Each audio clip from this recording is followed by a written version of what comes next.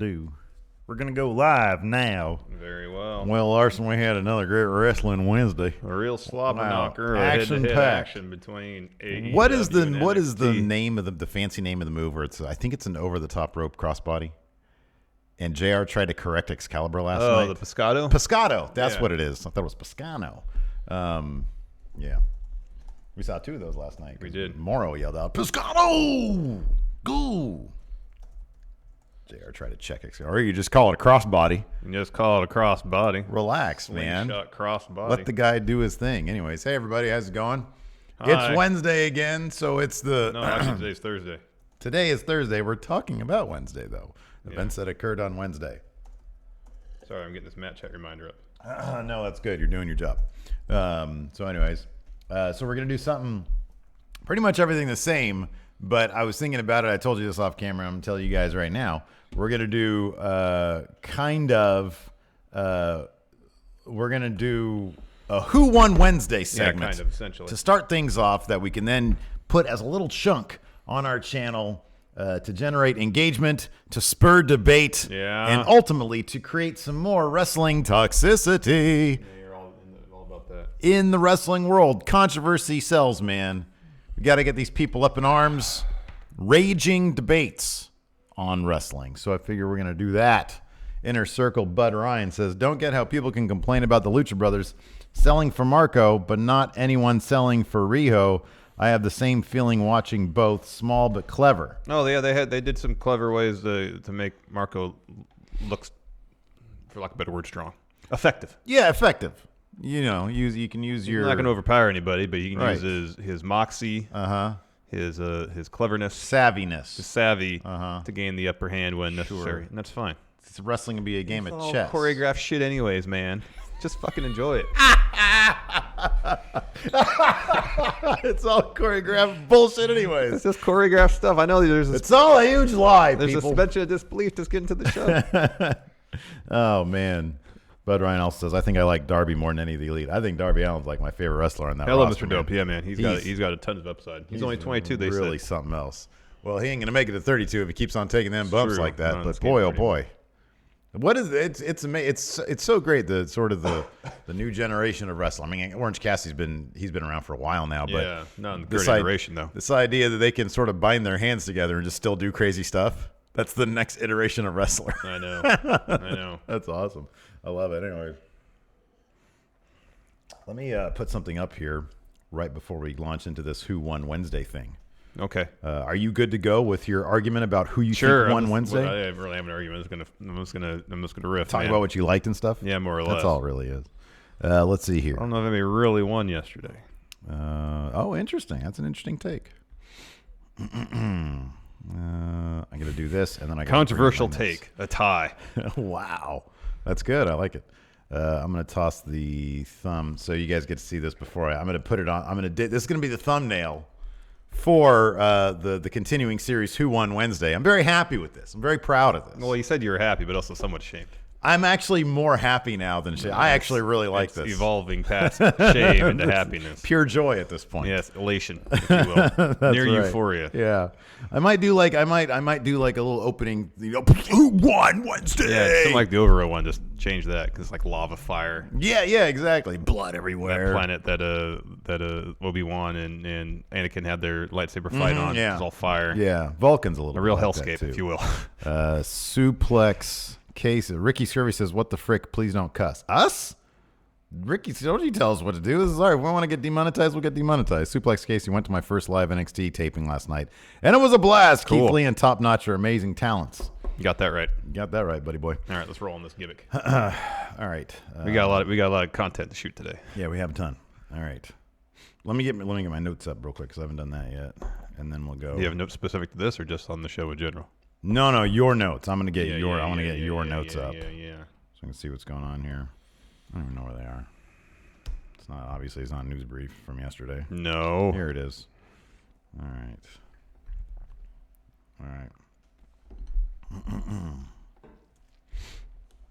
All right, here we go.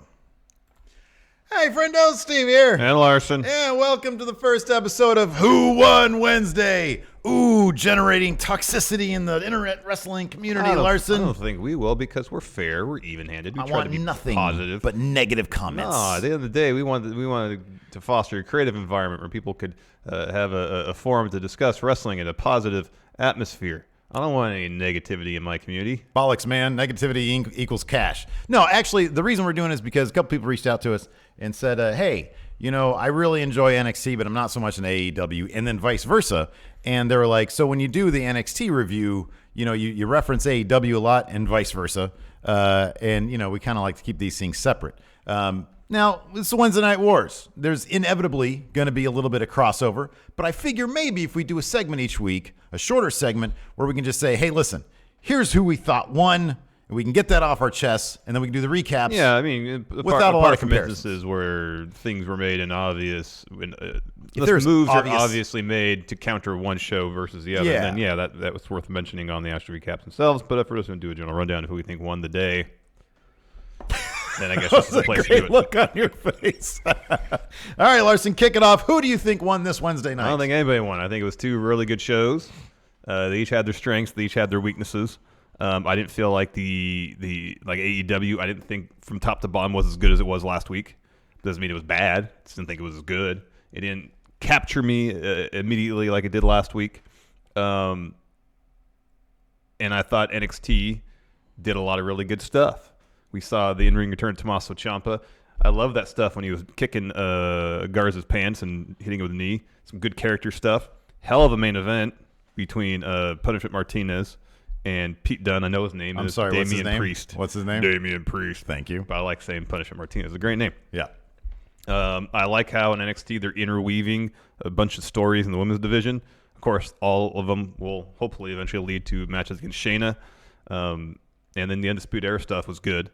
AEW had some good stuff. Darby Allin with a star-making performance in the main event against Chris Jericho. Lucha Brothers putting on a fun match, maybe a bit long, but a fun match against Jurassic Express. Marco Stunt being established as someone that you could take credibly in the ring against larger opponents. He's clever. There's a lot to like on both shows. I didn't think it was a situation where one show, dramatically outpaced the other. I still kind of getting used to the presentation of NXT, the camera stuff. Sometimes it's all right, but sometimes this feels like it's cheap. Let me ask. Okay, well here's the bottom line on it. So I know you want to give it to both shows. Let's say I came up to you and said, Larson, I've got 2 hours to live. I didn't watch anything Wednesday. Quick, what do I watch? Well, it depends what you want. What you want those last 2 I'm hours. dying, man. All right, watch NXT this week. Nice. So there you go, NXT. I agree with you, Larson. I think NXT won. Here's how I feel about NXT from last night and AEW from last night. I thought that NXT, after the first couple of weeks of being live, trying to make a splash, doing everything they could to counter AEW, I kind of feel like they fell back into we're doing what we're going to do. We're going to continue with our stories. I thought that, for example, last week with Walter versus Kushida, Walter's not even really on NXT. I know Imperium kind of is now. Yeah, but they have been the last 3 weeks. Yeah, but, Walter is that's a UK championship. Take that back to NXT. As much as I like Walter, it felt like they were straying away from certain stories.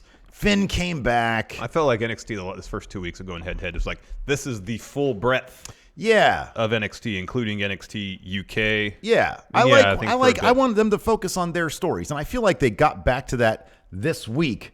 Like you said, Ciampa came back. I thought that he was terrific against Angel Garza, who, by the way, is also a star in the making. Oh man, Angel Garza is amazing. He's terrific. I could take Io Shirai every single week. I think she's the best thing going right now. You had the Undisputed Era with more shenanigans. Yes. Showing, number one, how crafty they can be, and number two, just how deadly they could be. Yes. I mean, evidently, when I first saw Velveteen Dream laying there, I was like, oh my God, they committed a murder. And William Regal, all he's going to do about it is put them in a War Games match. Yeah, no. So, and then, of course, obviously, there was a Keith Lee Dijakovic match, Dijakovic, whatever his name is, which was terrific. Like you said, the main event was terrific. I think NXT sort of and they did some little interweaving stuff. So when Pete Dunne came out, you had Killian Dane confront him, and that's what NXT is so good at. Yeah. I thought AEW was a lot of fun once again.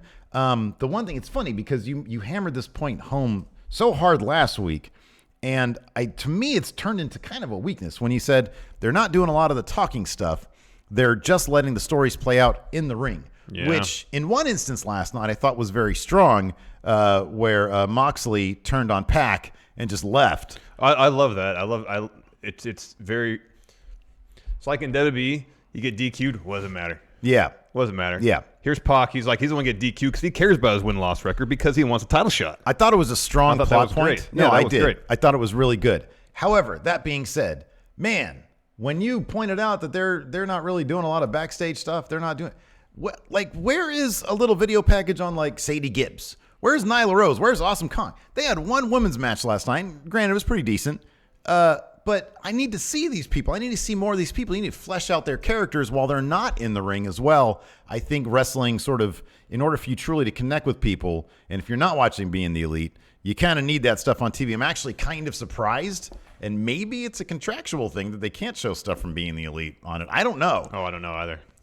And they had that terrific thing on Cody Rhodes. That was great, yeah. That was great. They are capable of producing really, really cool video packages. Mm-hmm.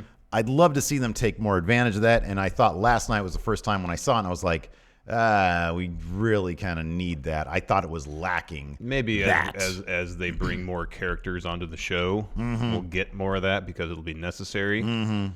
By and large, the characters who are on a weekly basis now are relatively well established. Not to say they can't flesh them out or take them in different directions.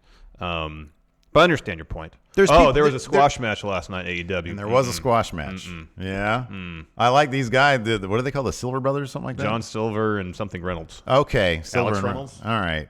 Well, they were on SmackDown. Yeah, they were not on that long WWE ago. Product not that long ago. So good for them. They're getting some work. I mean, good for them, yeah, but it's of course. But here's the thing. Just the week after I say, I don't think AEW is going to do squash matches. Yeah, but here's the thing, man. You cannot strip all those wrestling conventions away in terms of building character without having so they're not going to have, let's say, for example, Santana Ortiz beat up somebody backstage, establishing that these guys are nasty and they're dominant. You have to show that somehow, and giving them a competitive match against somebody, I feel, isn't effective as a squash match. I understand that. That being said, I mean, get a couple guys, get Brandon Cutler, have him get a partner. Yeah, but then Brandon Cutler's just going to be the squash match guy. But at some point, he's going to get a win that's going to surprise people. And on top of that, he's going to be competitive. You can't have him be competitive against two. The point of it here's is the thing. Here's the these thing. guys. This is how they treat peons. Here's the thing. Badly. There's in my mind a difference between a straight up squash match where Santana Ortiz are entering the ring against two guys who are not normal, regular, full-time wrestlers for this company. You know the outcome. Mm-hmm. There's no drama involved. Mm-hmm. Whereas if you get Brandon Cutler and somebody else, former team, it's like, okay, these guys are full-time wrestlers. At least there's the 2% in your mind. It's like, okay, maybe they'll do something. Yeah. I don't know. I understand that. I think that a squash match in this case, I thought it was fine. It's not like we don't know who Santana and Ortiz are, you know? Yeah, but here's the thing. So many people might not. You cannot take for granted that everybody watching, which is like a million people, know their backstory. That's why you have this match, because those hundreds of thousands of people who aren't watching Being the Elite. Saying Brandon Cutler or somebody else. How many of those people, those 800,000 people that aren't watching Being the Elite, watched Impact? I mean, I never really watch Impact, but I know of their work and I know who they are. I know, but I think a lot of people don't. I don't know. Anyways, so yeah, there you go. That's who won. NXT won for the week. Congratulations, NXT, for that. We're going to send you out a wonderful prize. Anybody really won. It was good. Both of them were good shows. I don't know. You told me to. I'm dying. You watch NXT. That's what you told me. It seemed like maybe the more essential of the two shows. All that stuff with Mox and Omega was great. Yeah, it was really fun stuff. That's good stuff. Anyways, thanks everybody for watching. Right now, you can check out both those videos, both our recaps for both NXT and AEW. Full recaps, you can check it out right here on YouTube, or you can hit us up in the audio land on any podcast app. Check that out right now. Thanks for watching. Till next time, we'll talk to you later. Bye. See, and then we just keep on rolling. No, we don't keep on rolling. We got to stop because of the new thing. So yeah, stop that. Here, I sent you the lower third for today's oh, cool. reading, so okay. If you don't have it.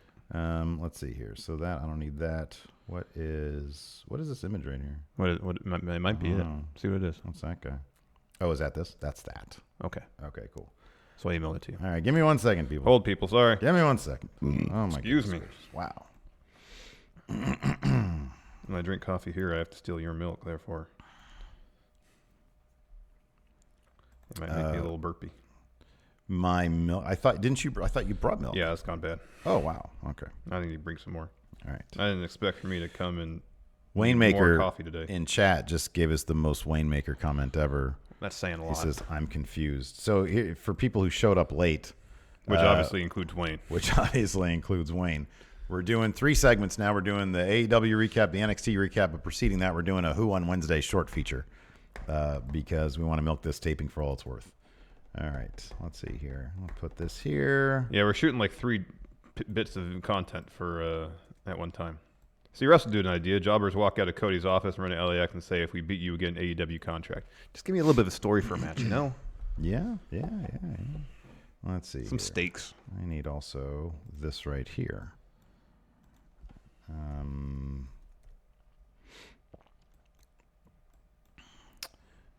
Lower fix. That's what I need here. Oops, that's not what I want. There we go. All right. So Whoa, look at that. So I'll do that. There we go. You just have to remind me. So Well, it's in the notes, it'll too. be right here. It's in the notes, too. Okay, cool. And then I'll take that off and do that during that. Of course, I took it out of there. Okay, cool. I think we're good to go. We're not gonna combine our recaps. That's way too long, and there are people who just want the NXT recap, and there are people who just want the AEW recap. Like we've learned that. Yeah. So sorry, Rebecca. Good suggestion, but no way. Wayne Maker says, at least brief us in secret mod chat then, for F's sake. Ooh, he woke up on the wrong side. Wait, what time is it over there? It's like dinner time. At least brief us. At least be here on time. Maybe do that. You know what time we go live. Anyways. All right, here we go, everybody. No, you got to take that off. This is where I'm going to go to. Oh, gotcha. Once we're from here. Fair enough. All right, fine, whatever.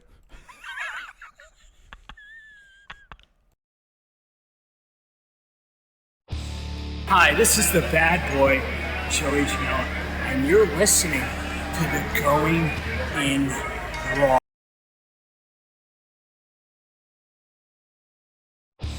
Hi, this is the bad boy, Joey Janela, and you're listening to the Going in Raw podcast, because Joey Janela always goes in. This is the American Nightmare, Cody Rhodes, and you are listening to Going In Raw. Hey everyone, Kenny Omega here. In case you didn't know, we have an awesome kick-butt show called Stephen Larson's Going In Raw, and they're going to be supporting AEW every week amongst many other things. Goodbye and smooch. Good night. Bye-bye. Hey, friendo, Steve here. And Larson. And welcome back to Going In Raw, the only pro wrestling podcast you can be listening to right here at youtube.com/Steven Larson, and available wherever podcasts can be found. Be sure to hit that subscribe button and a little notify bell next to it to make sure you always get your new Going In Raw notifications. Yeah, that's right. We're also on the Patreon at patreon.com/Steven Larson. We have a variety of award tiers over there. Today, on bonus episode, we're not going to do an overrun like we sometimes do. We're trying things out a little bit different. So yesterday, we had a preview of sorts of Interdimension Tension 2.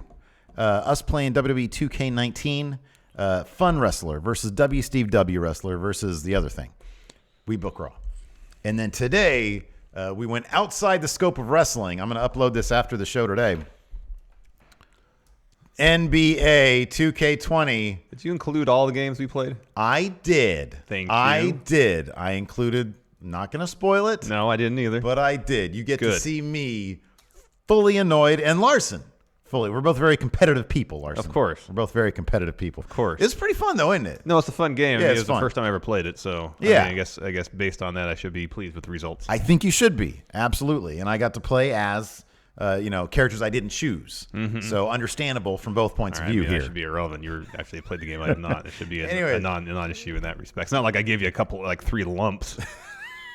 You got like all-time greats. All right. No reason to complain, man. Listen, come on, man. Spoilers here. We got a couple new patrons in. Ness and Martin Miller. Thanks so much for your support. You can check Thank out you. that bonus episode later on today. Also, if you're a YouTube channel member, $5 gets you that bonus content Monday through Friday. Correct. It's really good stuff. So Today, of course, we're talking about AEW. Yeah. We're starting to do also a short Who Won Wednesday night. See, we decided segment. that putting up 2 videos at the same time wasn't enough. 3. We'll just do Let's 3. do 3. Just Why not dump do 3? them all Let's out do there. 3. You might get a notification for 1. Maybe, Who knows? maybe not. I don't know. Anyways, so yeah, you guys get to hear us bicker about who is better, AEW, NXT, week to week. It might be better. Just enjoy what you enjoy. No, man. We're going to throw Power in there, too. Power was great. Power was probably my favorite wrestling this week, man. Oh, yeah? Thought it was Still haven't terrific. watched it. I don't have time to watch all of it. It was great. Anyways, let's hop right into this. AEW, what'd you think about it in a nutshell? It was a Larson? good show. I don't think it was quite as good as last week. It doesn't mean it was bad by any stretch of the imagination. I just felt like last week it was kind of the perfect bit of them interweaving various storylines together. This week things felt a bit more segmented. Mm-hmm. You know, basically all but one match I think was a tag match, which was fine because they were all fun. But it's filler-ish. Well, I mean, like the 2 tag matches. All but 2 matches. Sorry, were tag matches. The main event and the women's title match were obviously not. 2 of the 3 tag matches were for the tag title tournament. It's not filler. Mm-hmm. The only filler match is probably the squash match. I understand the point of it. I didn't feel like the Mox Pac versus Omega Page match was filler by a stretch of the imagination. No, that had a heavy plot point. Yes. Sure. So I mean, I don't feel like there was a ton of filler on the show. Maybe the Jurassic Express versus Lucha Brothers match was a bit long, but it was still fun. Mm-hmm. So I didn't really feel like there's a whole lot of filler on it. Yeah, okay. Maybe I misspoke. I don't think it's filler necessarily. You have to have a middle act. You have to have things that happen between the beginning and the end. But when you have that many 2 of the tag matches were actually part of the tournament. Yeah. And then you had like the Hangman and Omega thing versus Mox and Pac. Yeah, so I don't know, maybe just the optics of having 3 tag matches, 1 woman's match, which was a decent match. Yeah. And then the title match, which I thought was a lot of fun because Darby Allin can do no wrong in my view. Yeah. So no, I thought AEW was fun. I echo all the same sentiments as you. I brought this up in the Who Won Wednesday bit too. I thought that the one thing, and I know you and I are going to differ on this, but I think that the one thing that they don't do, which is kind of surprising to me, is more of, we saw the Cody segment that talked about him being completely focused on Jericho, and JR illustrated the point that Jericho got to focus on Jericho and beating Cody. That's all he had to focus on. Cody's got a lot going on. A lot of business stuff. That was really, really well done. Yeah, it was good. I just think that number one, I think maybe you air that next week because they were completely looking over Darby Allin, and they didn't build him up at all during the episode, leading into that huge match for him against Jericho. I thought that was a bit of a misfire. Have the Cody thing next week after you know that Darby Allin has lost the match against Jericho. And then on top of that, I thought that, they've got a lot of people who aren't getting TV time, and that's one thing NXT is pretty decent at. Sorry, not to be comparing and contrasting, but that's what I'm going to do right now, is the backstage segments or video packages. I think that you can fit a bunch of people in, even if it's just for, milling about in the background or doing something smaller. I think that the one thing that really brought Being the Elite, the YouTube show, its popularity was the great chemistry between the Elite, SCU, all those guys. You got to see, that's the thing that everybody loved was how much chemistry they had and all their interactions. And we get none of that on AEW Dynamite. I feel like that is something that sort of brought you to the dance, along with the great wrestling. But that's something that really people latched onto, the characters. And I think that they could really use a little bit more of that in the AEW broadcast. I wonder if part of it, too, is they don't want to be seen as carbon copies of WWE with a heavy emphasis on angles and backstage stuff. Sure, yeah. And the Elite, granted, they all worked for Ring of Honor at various points, but they all became huge stars in New Japan. Mm-hmm. And how they present the storytelling aspect of their particular brand of wrestling is very reminiscent of New Japan, where a lot of the stories are being told in the ring. And they don't have the benefit, obviously, of the backstage stuff, the press conferences, which New Japan does. And very often, leads to great bits and some opportunities for character development. And I just looked at All Elite Wrestling's YouTube page to see if they had anything kind of analogous to it. There is a Darby Allin promo on there leading up to his match last night. There's a Jericho promo. There's some other additional stuff. I wonder if they just feel like, okay, and maybe the fault isn't so much not having as much backstage stuff, but they don't do enough to promote all the ancillary stuff they do outside of AEW Dark. Like they don't promote Road 2. They don't even promote their own YouTube page very much. So if they want to use these other outlets to build their brand outside of just a television deal and enhance the stories being told in ring with promos and vignettes and yada yada on various other platforms, like they need to do at least a little bit of promotion. Yeah. Because I don't have a problem with the way they're telling stories in the ring now. I understand your point. Like, hey, maybe do a hype package for Awesome Kong or something. And maybe they will as they start implementing whatever stories they have in mind for her. The characters they're focusing on right now are all relatively well established. Like I know who Kenny Omega is, and so the story beats that play out in the ring resonate because I know who Kenny is, I know who Mox is, I know who Pac is, I know who Cody and all the major players are already. I don't need them on the mic every week dropping a promo. I know who they are. Yeah. Not to say that they couldn't expound. I'll just say this. It'll be interesting to see if they do start implementing a little bit more of that as they use more of the roster going down the line. I think it would strengthen the show to give us a little bits of the best of moments from being the lead, where it would enhance the story being told on TV, because right now that's what I watch. I didn't even watch Dark this week. I hear that it's pretty great, and I'll probably watch it maybe this weekend. Yeah, that Omega match is something else. Yeah, I hear it's Omega great. and Janela match, But no, I mean it's only week 3. It's a week. It's a work in progress. I think it's pretty stellar TV, regardless. But nothing. It's not always going to be perfect. Another thing, and Bailey here brings this up in chat, is they launched their TV product with only a month build to their next pay-per-view, and so that might kind of explain why they're hyper focused on a very select cast of characters right now. Yeah, because everybody that's getting a lot of airtime, of course, has matches going down at Full Gear in less than a month.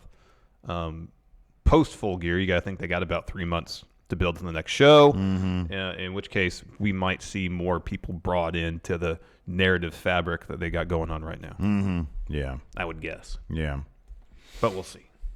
Kelly88 here, super chat says, was I the only one who didn't know Santana and Ortiz was from New York? I thought they were from LA because they were called LAX.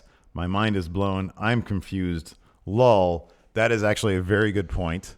I don't know if I knew they were from New York. If somebody had said, hey, Steve, quick, where are they from? I'd be like, LA. LAX. I know they were latecomers to LAX. They weren't original LAX guys. I mean, LAX, the initials for the wrestling faction LAX had nothing to do with the airport in Los Angeles either. Right. But what's the first thing you think when you hear LAX? Yeah, I think of one of the worst airports I've had the displeasure of going to. Exactly. The real Prince Fingal Babbitt says, really enjoying the AEW tag team stuff at the moment. Could have a few more story/promo beats, though, through the show, but they're doing some good in-ring storytelling. Nick C says, to answer your question in the title, we did. What is the title of... I don't know what the title is. Maybe Nick can expand on that. Anyways, let's hop right into this, Larson. Oh. What happened first? The title of this particular stream is Who Won Wednesday. He's saying, we did. The fans. We're the fans. Won That's Wednesday. right. Nick won. We won. We all won. Exactly. We're getting some great wrestling, and that's the most important thing. Absolutely. Without a doubt. So the show kicked off with, which was supposed to be, I guess it ended up still being, a quarterfinal match. Yes. For the tag team tournament between SCU and Best Friends. Before the match even gets started, as Frankie Kazarian and Christopher Daniels walking down the ring, they are attacked viciously by the Lucha Brothers. And it culminated in Pentagon Jr. dropping Christopher Daniels, the package piledriver, around the metal part of the ramp. Boy, they replayed that. Man, his head, ouch. Yeah, it looked like that probably hurt a little bit. Yeah. And then Phoenix looks like he's about to hit a move on Frankie. Scorpio Sky runs down, makes the save. Medics attend to Christopher Daniels. They take him out of the arena, and then Scorpio Sky goes up to the ref. He's like, I can sub in. I'll do it right now. I mean, he's in street clothes. He's just in jeans and some Adidas and a T-shirt. Yeah. And he's like, I'll sub in for Chris right now. I sort of turned my head for a second while all the scrum was going down. And when I saw him saying, hey, I'm going to sub in now, I was like, wait, did they just take out Kazarian and Daniels, and he's just going to take them on by I thought about that himself? for a second, too, because I didn't see that would have been awesome. I didn't see Frankie anywhere. Yeah, right. Yeah, exactly. He disappeared for a second. It's kind of if this is kind of like the beginning of a potential singles push, you wouldn't think, why is Scorpio Sky getting a singles push subbing in for Christopher Daniels in a tag team match?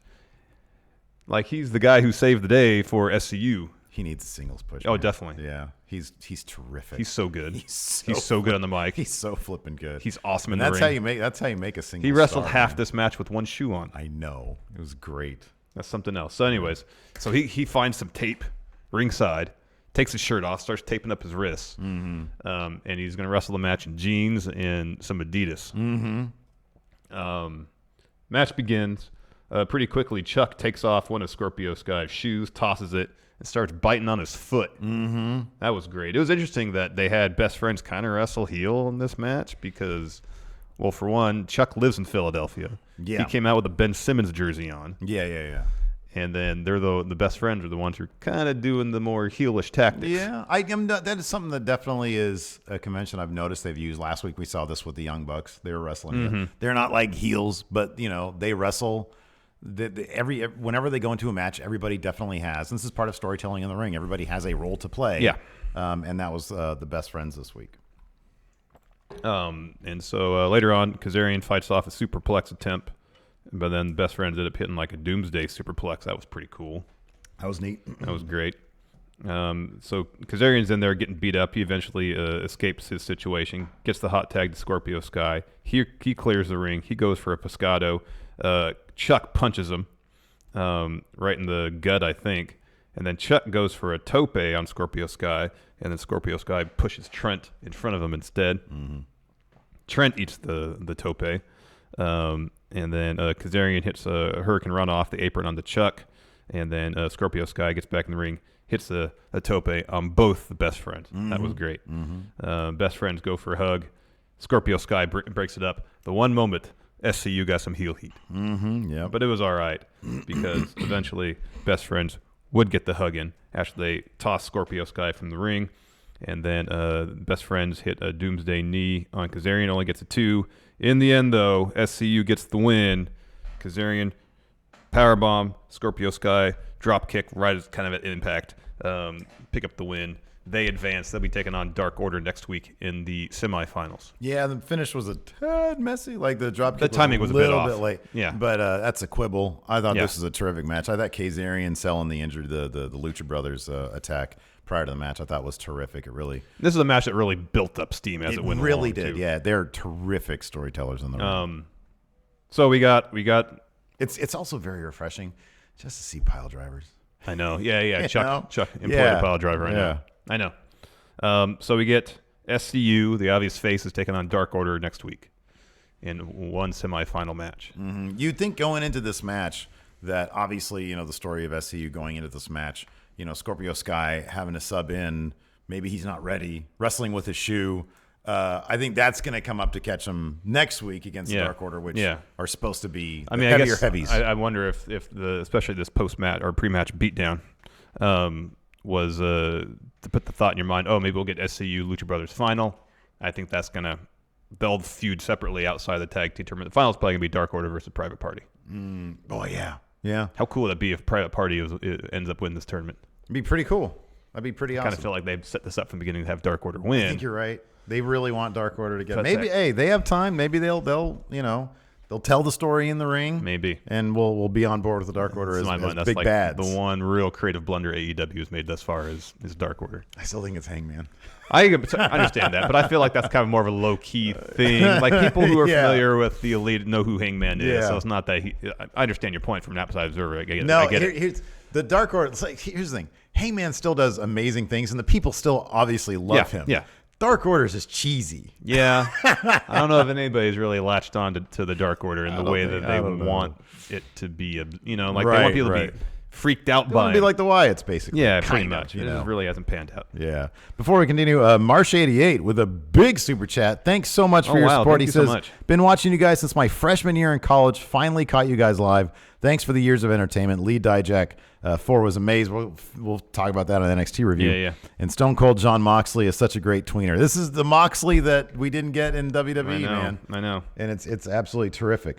We do have some business to take care of, Larson. Yeah. That's right. Before we continue, here's a word from the sponsor of today's show, Mack Weldon. Mack Weldon is a premium men's essentials brand that believes in smart design, premium fabrics, and a simple shopping experience. Yeah, Mack Weldon's underwear, socks, shirts, shorts, hoodies, and sweatpants will be the most comfortable you will ever wear. And they have a line of silver underwear and shirts that are naturally antimicrobial. You know what that means? Yes. What? They eliminate They odor. eliminate odor. It says it right here. I know. You see, Mack Weldon wants you to be comfy. So if you don't like your first pair, you can keep it, and they'll still offer you a refund. No questions asked. Yeah, I got one of Mack Weldon's shirts, the Pima to be exact, and I love it. Super comfortable, but it's still stylish enough where I can wear out. I can wear to work, but it's also great to wear when the clock strikes. Game's the clock. Oh, my gosh. And I'm on my way to the gym. Uh-oh. It's by far the most versatile shirt I have in my wardrobe. You're going to throw some weights around. Yeah, man. Comfy shirt to toss some weight. Yeah, I got me some Mack Weldon stuff as well, Larson. I especially like the underwear, and the whole ordering process was easy, and everything was shipped directly to my door. And right now, friendos can get 20% off their first order by going to MackWeldon.com and using promo code GOINGINRAW, all one word. Again, that's 20% off your first order by going to MackWeldon.com and using promo code GOINGINRAW, all one word. Thanks to Mack Weldon for sponsoring today's show, and you're really helping out Going In Raw by going to MackWeldon.com and using the promo code Going In Raw, all one word. Next, there's a commercial break, but picture in picture, we get Santana and Ortiz. They're like just walking through the backstage area, acting like kind of scary, Yeah. tough and scary. Yeah. Who is it? Ortiz with his Yeah. doing the tongue thing. Yeah. Yeah, good stuff. Anyways, after that, we had, like we mentioned this a little bit, the squash match, Reynolds and Silver versus Santana and Ortiz. I wonder if at any point they're just going to call them, because their theme music has the Tron, phrase proud and powerful. T-shirts have that on there. T-shirts, the Tron. I mean, I feel like Santana and Ortiz is a better name. rolls off the tongue very easily. Not proud and powerful. Too much. Yeah, or PNP. That just sounds weird. Yeah, I don't like that either. Sounds urinary. I know. Why not XLAX? X-Lax, man. I know. That's the way to go. That look good on a shirt. That would look good on a shirt. Anyways. Yeah, all sorts of parody options here, too. Yes, you do. Anyways, expect the Wrestlers results. love their parody shirts. Yes, that they do. Expect the results. Santana Ortiz win with their finish. And then Jericho pops up on the Tron as Santana Ortiz are making their way up the ramp and says they want to take on the Young Bucks at Full Gear. Yeah. Challenge issued, and I'm sure will be accepted. Meanwhile, they had a weird time figuring out how much mic you want to put on Ortiz, who just kept on yelling. I think maybe they were both yelling, the best, we're the best. And Jericho talking on the Tron, and they were like, you hear one and the other. Riding the sliders on the mixing board, A little yeah. bit, yeah. Let's hear what they have to say. Oh, they're saying the same thing. Let's hear what Jericho has to say. Yeah. So, yeah, evidently we're getting that match at Full Gear. That's That'd cool. be solid. That's good. I mean, the card for Full Gear is shaping up to be pretty good. And you get Cody and Jericho, Mox and Omega. The finals for the tag tournament are happening in Charleston on the 30th, I think. Yeah, 30th. So you have Young Bucks, XLAX, maybe even SCU and Lucha Brothers. Mm-hmm. And then for sure a women's title match, I would suspect. Mm-hmm. That's 5 really good matches. Yep. It's good stuff. Yeah, it's going to be solid. Next, a really well done video package about Cody. Kicks off. He's at home. Brandy's going over their schedule and their schedule book, and he's zoning out. His mind is focused. Man, do you ever wear like super formal attire, Never. like business attire at home? No. Well, why isn't Cody just chilling in his sweatpants, man? I don't know, man. That's his thing. He I likes guess wearing so. suits all the time. Too I mean, he's well dressed, man. He's got some great looking Good-looking gear. dude. I'm just saying, you know. Let's see you. Maybe if I had the budget for a fancy wardrobe, I'd wear that stuff more often. I just wear like really expensive sweatpants. Who am I kidding? I'd still go to Walmart. Yeah. Anyways, so yeah, it was a really, really well done vignette. They had interviews with like JR, Brandy, DDP. and DDP. And I mentioned this before. You know, they talked about how Cody is, when he has a match coming up, they kind of just lose him. And JR was saying, when Cody shows up to a pay-per-view, he's just coming out of probably endless meetings. He's got spreadsheets, HR concerns, and on top of that, he's got to focus on trying to win the world title. With Jericho, when he shows up, he's got to worry about two things. One, winning, keeping his title, and maybe a little bit of the bubbly as well. Yeah, but one would have to lead to the other. Correct. And I thought it was a really well done thing. I like the shot of Cody just laying there, floating in the pool, floating in his pool. It was cool. So yeah, that was good. It was almost like a sensory deprivation thing. Yeah, that's what I was. Yeah, because that's what you do in those things. You just float in water, and it's completely dark. Aren't they? I thought that those. I think they're enclosed, but yeah. I think they're supposed to be a little more claustrophobic. He just he just has his little spa in like his house, and he turns out the lights. And then they turn like a black light on. Yeah, he's like, it's the same thing. Like, no, it's actually it's the same thing. No, you're completely missing the sense of claustrophobia you'd have in a real sensory deprivation tank. Right. Next, women's title match: Britt Baker, the challenger, taking on the champion Riho. Riho is super over. Yeah, she's awesome. She's great. Yeah, she's great. Yeah, she is great. Mm-hmm. This match was solid. Early on, Britt goes for her finisher, Lockjaw. I like that as Rings of Saturn plus Mandible Claw. Mm-hmm. Yeah, it's good stuff. Way to incorporate her gimmick into her moveset. Riho gets the ropes. Riho hits the top rope crossbody. Britt rolls through with a pin. Riho matrixes out. She goes up top for a double stomp. Britt gets out of the way. Hits a nasty looking sling blade. Mm-hmm. Yeah. That one had some stank on it. The sling blade looked good. Yeah, Britt hits a backpack stunner. Follows with a basement drop kick. Only gets a 2 count though. Riho goes for a roll up. Britt blocks it. Hits swinging neck breaker. Super kick again only gets a 2. Riho puts Britt in a single leg crab. Britt gets the ropes. Riho apparently teleported to the top rope. Mm-hmm. She got from single leg crab position to the top rope seemingly instantaneously. Yeah, pretty quick. Hits a double stomp off the top rope. Only gets a 2 count though. Then Riho hits double knees to Britt's back. Britt kicks out of that. Riho sets up for double knees to the front of Britt. Britt avoids it. Puts Riho in lockjaw. And then they actually did it was a good close-up shot of Britt trying to force her hand into Riho's mouth. Mm-hmm, yeah. And Riho trying to, keep her jaw clenched to keep the hand out. And then Riho rolls back, rolls up Britt for the win. Mm-hmm. As I said, the crowd was super into it, especially all the false finishes towards the end. Yeah. And afterwards, Britt, she's upset, but she extends her hand. Riho shakes it. Being somebody who's so averse to germs as you are, Mandible Claw, is that like on your list of top 5 finishers you wouldn't want to take? Yeah, probably. Yeah. I mean, there's like a bunch of power moves, and then some dude sticking his freaking fingers down. I mean, I probably like this the stink face. Oh, that's yeah. number 1. I don't really want to have anybody's posterior shoved in my face. That's a good point.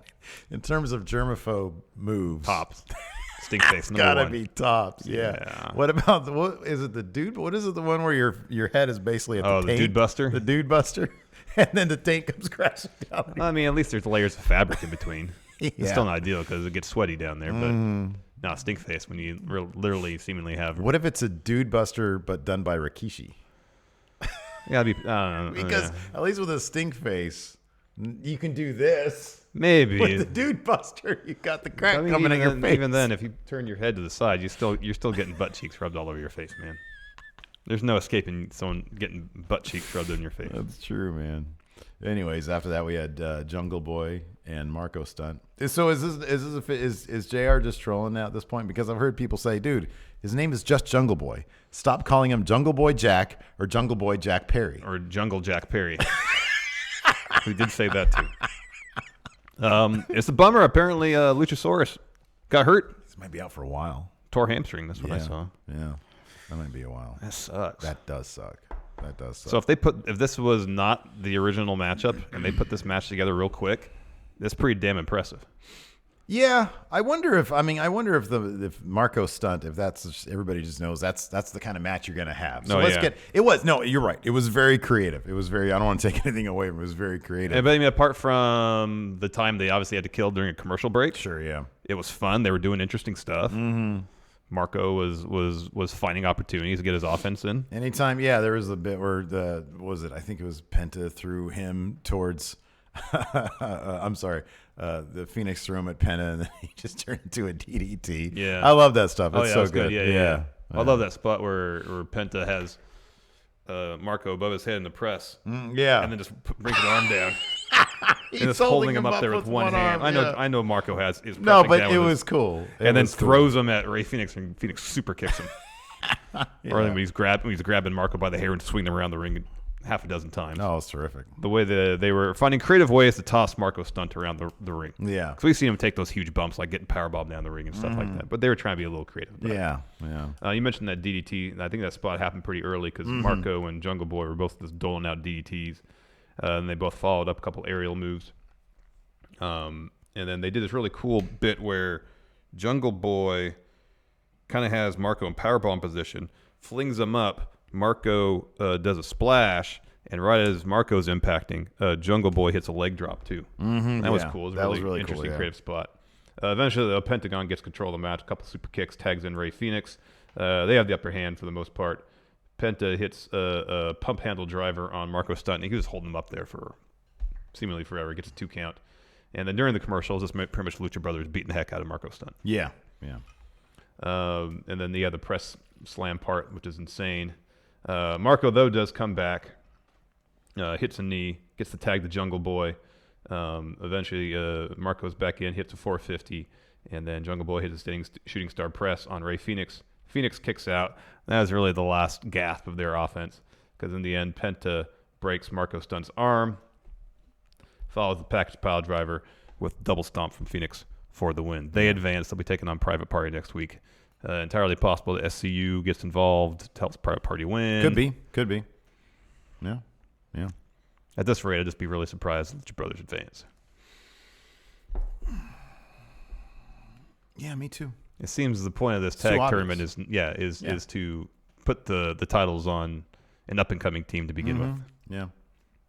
Yep. And hopefully that up and coming team is Private Party. Yeah. I think it's going to be the Dark. I mean, it'd be just nuclear heat if Dark Order. Oh, I know. I mean, I think that's what they want. I just don't know if it's the Private Party. right kind of. It's like go away heat already. Oh no, man! I think what do I say? One match. And one know match how can good do Private it. Party Yeah, is. they're outstanding.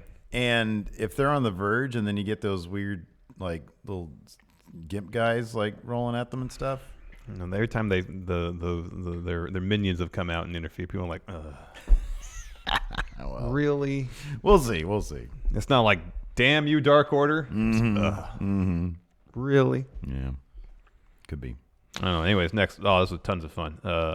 Pac, and Mox taking on Paige and Omega. Yeah, This was great. this was really good stuff. So before the match, Mox had a brief promo. He's sitting in the empty arena saying, you tried to write me off after one injury, Kenny. Don't write me off. Yeah.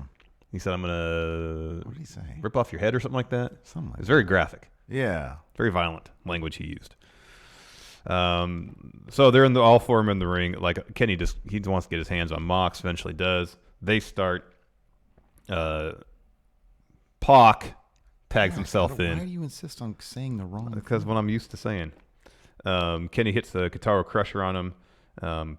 Pac pushes Kenny into his own corner. Mox tags himself in. So it was the thing where like Mox and Pac weren't exactly on the same page, but they worked really well together. Well, there were a couple moments of camaraderie. Yeah. You know, when Pac did something, I forget what it was, that Moxley approved of. He, gave him a pat on the shoulder. Yeah. Said, well done, you. But in terms of the tag situation, it wasn't like they were tagging each other in and out with No. a strategy in mind. No. They just both want to get in and get their hands on whoever's in the ring. they were in Philly, so there was a great CZW chant for Moxley when he came out too, and he did this. He was like, "I love CZW." Yeah. I'm He crazy. put a picture up on Twitter of him and somebody else outside the old ECW arena. Oh, cool. Oh, did you see that Mike Quackenbush was at the show? I did. Yes, I That's did. interesting, That's- considering that he yeah. has done some training work at the PC before.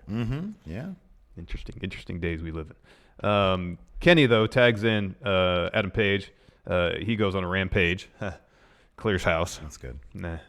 Eventually, he sends Mox to the floor, goes to the top for a moonsault. Pac comes over, distracts him and the ref. Yeah, he gets up to the top and he just sort of zones out. I know. And then Mox pushes him off the top rope right into the corner of the apron. Yeah, dude, they need to stop doing that. Yeah, they know what stuff. they're doing. Yeah, they're gonna kill themselves. Yeah, probably. And then Kenny gets in. He just starts dropping everybody with Snapdragon suplexes. That was awesome. Just everybody. Yeah. Hits his Terminator tope on Pac. Mox follows with a suicide dive, and then You know, Page man. finally gets that moonsault in. So later on, we see a Darby Allin suicide dive. That's just and he's light. He can do it. He puts everything. It was like a It's Ray like a Phoenix shotgun at blast. Triple Mania, And Ray Phoenix had a suicide. and we didn't even get to see it. I know, but you saw him. You saw the Launch jump through the out, ropes, the I launch, know, but you didn't see and him it is do- a launch. Yeah, no, you didn't see him do the half spin. Like, Remember the last suicide dive we saw Ambrose do in WWE and how Yeah. phoned it is? That's just how it is. This wasn't no different. No, This wasn't no different. not really. That's just his suicide dives. They're just underwhelming. Yeah, well, he's not as athletic as Darby. Oh Allin no, or I Ray wouldn't Phoenix, suggest. so- I don't think we can get the same thing. No, I mean, I'm sure he's going at not the WWE one, but the one last night. That was the closest he can get to reckless abandon as he can. Yeah, that's because true. later on, Adam Page had a hell of a suicide dive that basically put Pac through the barricade. Yeah, and it's terrific. It's fantastic. Maybe if you see everybody else doing these great ones, and yours look like Again, Page is just a better athlete than Mox is, man. maybe just take it out of your repertoire. Do something different. Maybe there's something else he can do. Is there a way you can do a suicide dive but feet first instead? There, yeah. Like somehow find a way. Now I'm not talking about a drop kick where you kind of swing through Yeah, the do ropes. the swing through the no, ropes. no, I'm talking about actually run and then launch yourself feet first through the ropes. We've just said he's not like if you're an athlete like Phoenix, maybe. Mox, I just feel like that's I feel like not he gonna should work. try it though. Anyways, Page hits his moonsault, and then we get a flurry of offense from the Elite. Page goes for a cover on Pac. Mox breaks it up, and then Kenny just destroys Mox with the V trigger, and he just like goes limp against the rope. Yeah, it was great. It was outstanding. He kind of rolls out. Pac drops Kenny with with a springboard cutter. Page sends Pac outside and follows that suicide dive, which was amazing. So we're just down to Kenny and Mox. They have this great exchange where they're trading blows, and then finally they get out of the ring, opposite sides of the ring. They get their respective weapons. Kenny with the barbed wire broom, Mox with the barbed wire bat. And at first the ref tries to get in the way, and Mox gets in the ref's face, and the ref's like, all right. Yeah. He leaves the ring. Like, all have right. at it. It is what it is. This is what it is. I'm not getting involved in this. Yeah. And this My part, name's Bennett. and this moment was great. I love this. This was awesome. This was really good. So Mox hits Kenny in the gut with the bat. He's about to take a swing at him. Pac comes in, tosses the broom, tosses the bat, and gets in Mox's face. Yeah. And commentary's really doing a hell of a job selling it, Yeah. saying Pac does not want to be DQ'd. Why? Wins and losses matter. Yeah, and he starts saying, "What are you doing?" Like, Think Pac about is- it. He's like, "Think about it. You're being stupid right now. Be smart." Yeah. It was a great. Yeah, it was really good. Moments like that of in-ring storytelling, I love. We don't get that enough in WWE. I don't That's feel true. like. That's true. So we don't get him at all, just not enough. Mox, he doesn't care about that. Hits what do you call it, paradigm shift? Well, at first he gives him a double middle finger. Yeah. And then he hits Death Rider. He's called Death Paradigm Rider. shift. Death Rider, for the sake of taking notes, is easier. It's shorter words. Just use that. All It's right, okay. Death Rider. And then he We're leaves. not beholden to New Japan and their trademarks and AEW and their I know, trademarks. this is an AEW show and be consistent with what they call the moves. So people Yeah, understand what it is. I know. Because people might not watch New Japan. They watch AEW. And it's like, what the hell's a Death Rider? They call it paradigm shift. What are these idiots talking about? Anyways, hits paradigm shift on Pac. He leaves. Then Page hits buckshot lariat. Kenny hits another nasty-looking V-trigger. And they're all nasty-looking. He just somehow can make it look like Yeah, he's I tearing know. somebody's head off every I time he know. does it. And then Page pins Pac after hitting Deadeye. Really fun match. Yeah. Some good story beats going on between all of them. And it was later on announced that next week we're going to get Mox versus Pac. That should be a hell of a match. Pac. Mox versus Pac. Pac. That should be good. And then finally, and also next week, shows in Pittsburgh, so they're having some sort of segment or match with Britt Baker. She's from Pittsburgh, and the semifinals. Let's talk about this now. I guess we kind of did already, though. Semifinals for this tag tournament. I'm of the belief that we're going to get a private party Dark Order final. Do you disagree with that whatsoever? No, I think you're right. All right. I think Good. you're right Good about conversation. that. I think SCU is like they pulled out the gutsy win this week. Yeah. But it's going to catch up to them when they have a stronger opponent. Best friends are booked into the ground. What's their win loss now? Have they won a match? Yeah, Have they? yeah. You got to bring in Reynolds and Silvers for these guys. Got to wheel those guys out, man. Maybe. Yeah. Okay. Let me ask you about Pac versus Mox next week. Yeah. That's got to end in a. That's got to end in a scrub, right? They don't do scrub finishes, man. Not to say Kenny, there won't be a ref bump. Kenny won't come out and destroy Mox with the one-winged angel, allow Pac to get the win or something like that. Well, that's kind of what I mean by a scrub finish. Yeah. Nobody's going to look strong coming out of this, really. They're both going to be. And that's what I'm sort of like torn. Like, one thing that I think NXT in its first couple of weeks was doing was load like these takeover level matches. Mm-hmm. And I just want them to get to take. I want them to start building the takeover. I know. So you don't have. And I kind of want, you got Pac versus Mox next week. It's probably going to end, like you said, with Omega getting involved. I mean, the match for Full Gear. Does Pac have a match for Full Gear? I won't be surprised. They should add him in. I wouldn't be surprised. I wouldn't be surprised if it ends up being Pac versus Page though, because their match last weekend had a kind of a wonky finish because Pac kicked him in the front area. That's true too. Yeah, I just want them to pace out these big matches. Oh, I know. Pac versus Mox. That's a money match. Yeah, that could be a pay-per-view match. Mm-hmm. But it could also lead to, it's probably going to be Pac versus Hangman. That's going to be good stuff. Mm-hmm. And then we had our main event, Darby Allin versus Chris Jericho. Yeah. And this was, obviously Darby Allin, the guy who looks like he's, 120 pounds. But he'll do anything. He's crazy. And Chris Jericho, street fight rules. Philadelphia, they still had rope breaks, though, which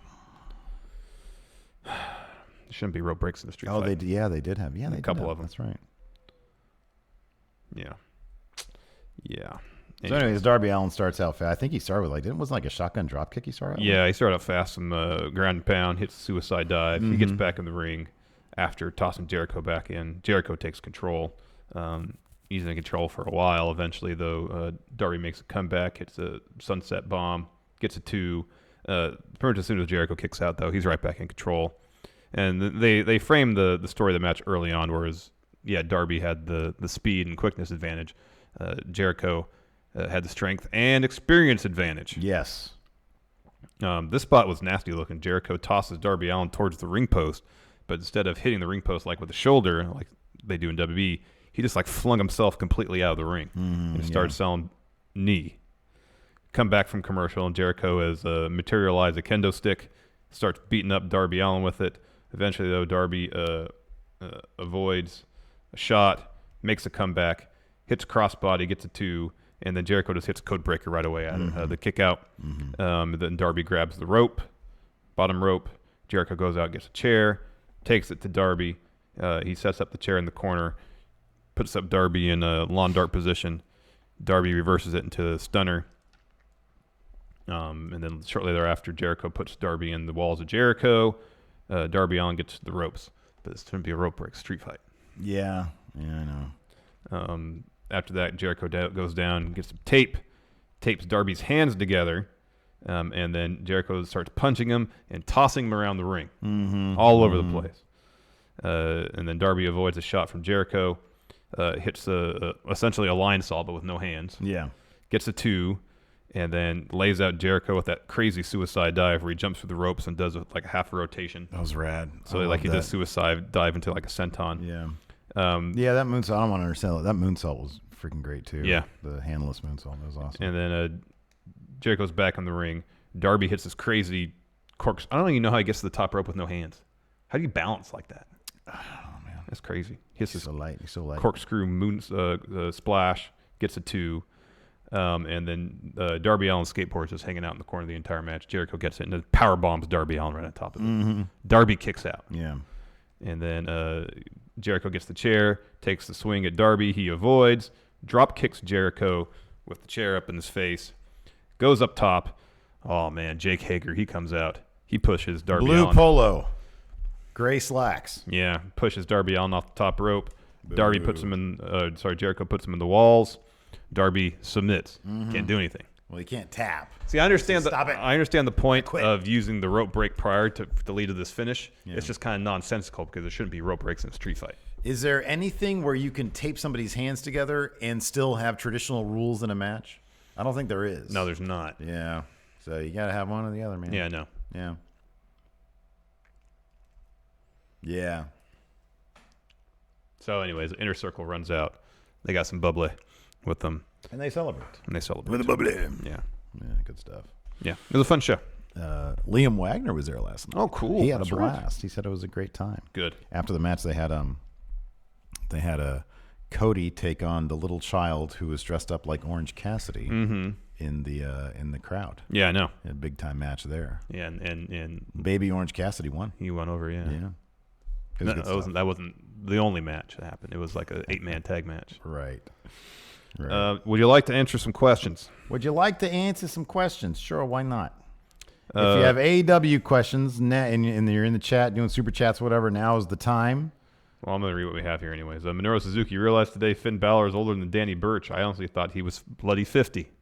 Finn Balor is, what, 37? Danny Burch isn't at least really? Wow. I thought he was in his 40s. That's shocking. I thought Danny Burch was like 130. He is 37. He's younger than us. Wow. I mean, I know we're old, but geez. I thought that's his whole gimmick. Yeah, He's Finn's super 38. old. Wow. Well, you assume that, if he's called the governor, then he'd be older. Yeah. Yeah. Yeah. Kelly 88, was I the only one who didn't know Santana in order? Oh, you read that already. From me from New York. Wang Choco says Russo. Russo. He thinks this is over. Or non-news. Cody Miles says Santana and Ortiz should be called, the Inner Circle Enforcers. Ice. No. That's like a real sensitive topic to a lot of people, man. That's a terrible idea, Cody. Joe Juarez, there seems to be a small biting fetish in AEW. Yeah, we saw biting. Didn't like Marco? Oh yeah, was it the yeah, Seto yeah, Mieta yeah, thing? yeah, Marco bit him. Bite it there, yeah. Yeah. Again, March 88, thank you so much again. Jen Lee accepted. AEW win-loss records, packages, and stories A+, but so many wrestling mistakes with so many wrestlers being new to TV. The WB Impact veterans stand out. I don't think it's that noticeable. I mean, sometimes you notice it. I don't think it's that I don't think it's distracting. I kind of disagree with that. Over here on the Patreon, you can get access to the Patreon QA thread wall thing for $1 a month. James Fletcher, Pentagon is the best heel in wrestling. Do you agree or disagree? Isn't he like too over to be a heel? Yeah, I don't really consider him a full heel. He's more like just an awesome tweener guy. Yeah. I mean, I know he doesn't really do anything good, like in terms of like altruistic. But he doesn't cheat either. No, he doesn't. He's just really good and sometimes a little mean. Yeah. Or aggressive. He's scary. Jay White's got to be up there for best heel. Sam. Oh, sorry. Go ahead. I said Jay White. He's a really good heel. Yeah, he's a good heel. People legitimately don't like him. Chris Jericho would be in contention, but people just like him because he's Chris Jericho. Yeah. MJF is like super face these days. I know. He's not even trying to be heel You know, anymore. who I forget who you should say this about. But like MJF is just morphed into, he's not a bad guy. He's just a bit of a D. Yeah. You know? Yeah. Not a bad guy. He's just kind of a jerk. Yeah. Which is like a great place to be. Yeah. He's so over, man. Yeah, He's because when he turns great. on Cody, oh, man. It's going to be nuclear. Yeah. What if they never do that and they're always just expecting it? Here's the thing. He always has that moment of like reflection. When it happens, there will be no reflection. It's not going to be, oh, he thinks about it, and then he does it. That's what he does now. Mm-hmm. He's just going to do it. Mm-hmm. Sam Montgomery, you guys need to start watching BTE. The episodes are 15 to 20 minutes long, and their sound is a little better. I just use headphones if it's hard to hear. Why don't you guys watch it at the office? That's a good point, Sam Montgomery. Maybe we'll start. I always just miss it. Yeah, me too. Maybe I'll start watching it on the tail end of because like on Tuesdays, Power's on. Maybe I'll just watch it after Power. Yeah, maybe. Power's good, man. Yeah, no, I need to check it out. There's not enough hours in the day. You'd enjoy it. And the cool thing about it, it's only 1 hour. It's only a single hour. Sometimes, like some days, like I don't have an I'm with hour. you. That's why I haven't watched Dark yet. Yeah. And I don't know. I mean, I'd like to, but we do stuff here. We got a fun video coming up on Saturday. That's gonna be fun. People are gonna like that. Yeah. And I think the fun finale might go up on Saturday too if I can get it done in time. Ooh. Adrian C. Does AEW have a women's division problem? The actual wrestling isn't on the level of NXT, and the roster is paper thin. It was supposed to be a focus for the company, but they appear to have dropped the ball so far. I will agree that we have not seen as much as I would like to see in the women's division on AEW. Is it a problem? It will be eventually. We're only on week 3. I think it could be. I want to see these characters get fleshed out. I want to see who's chasing what for what. I think we just need more. We need more. For sure.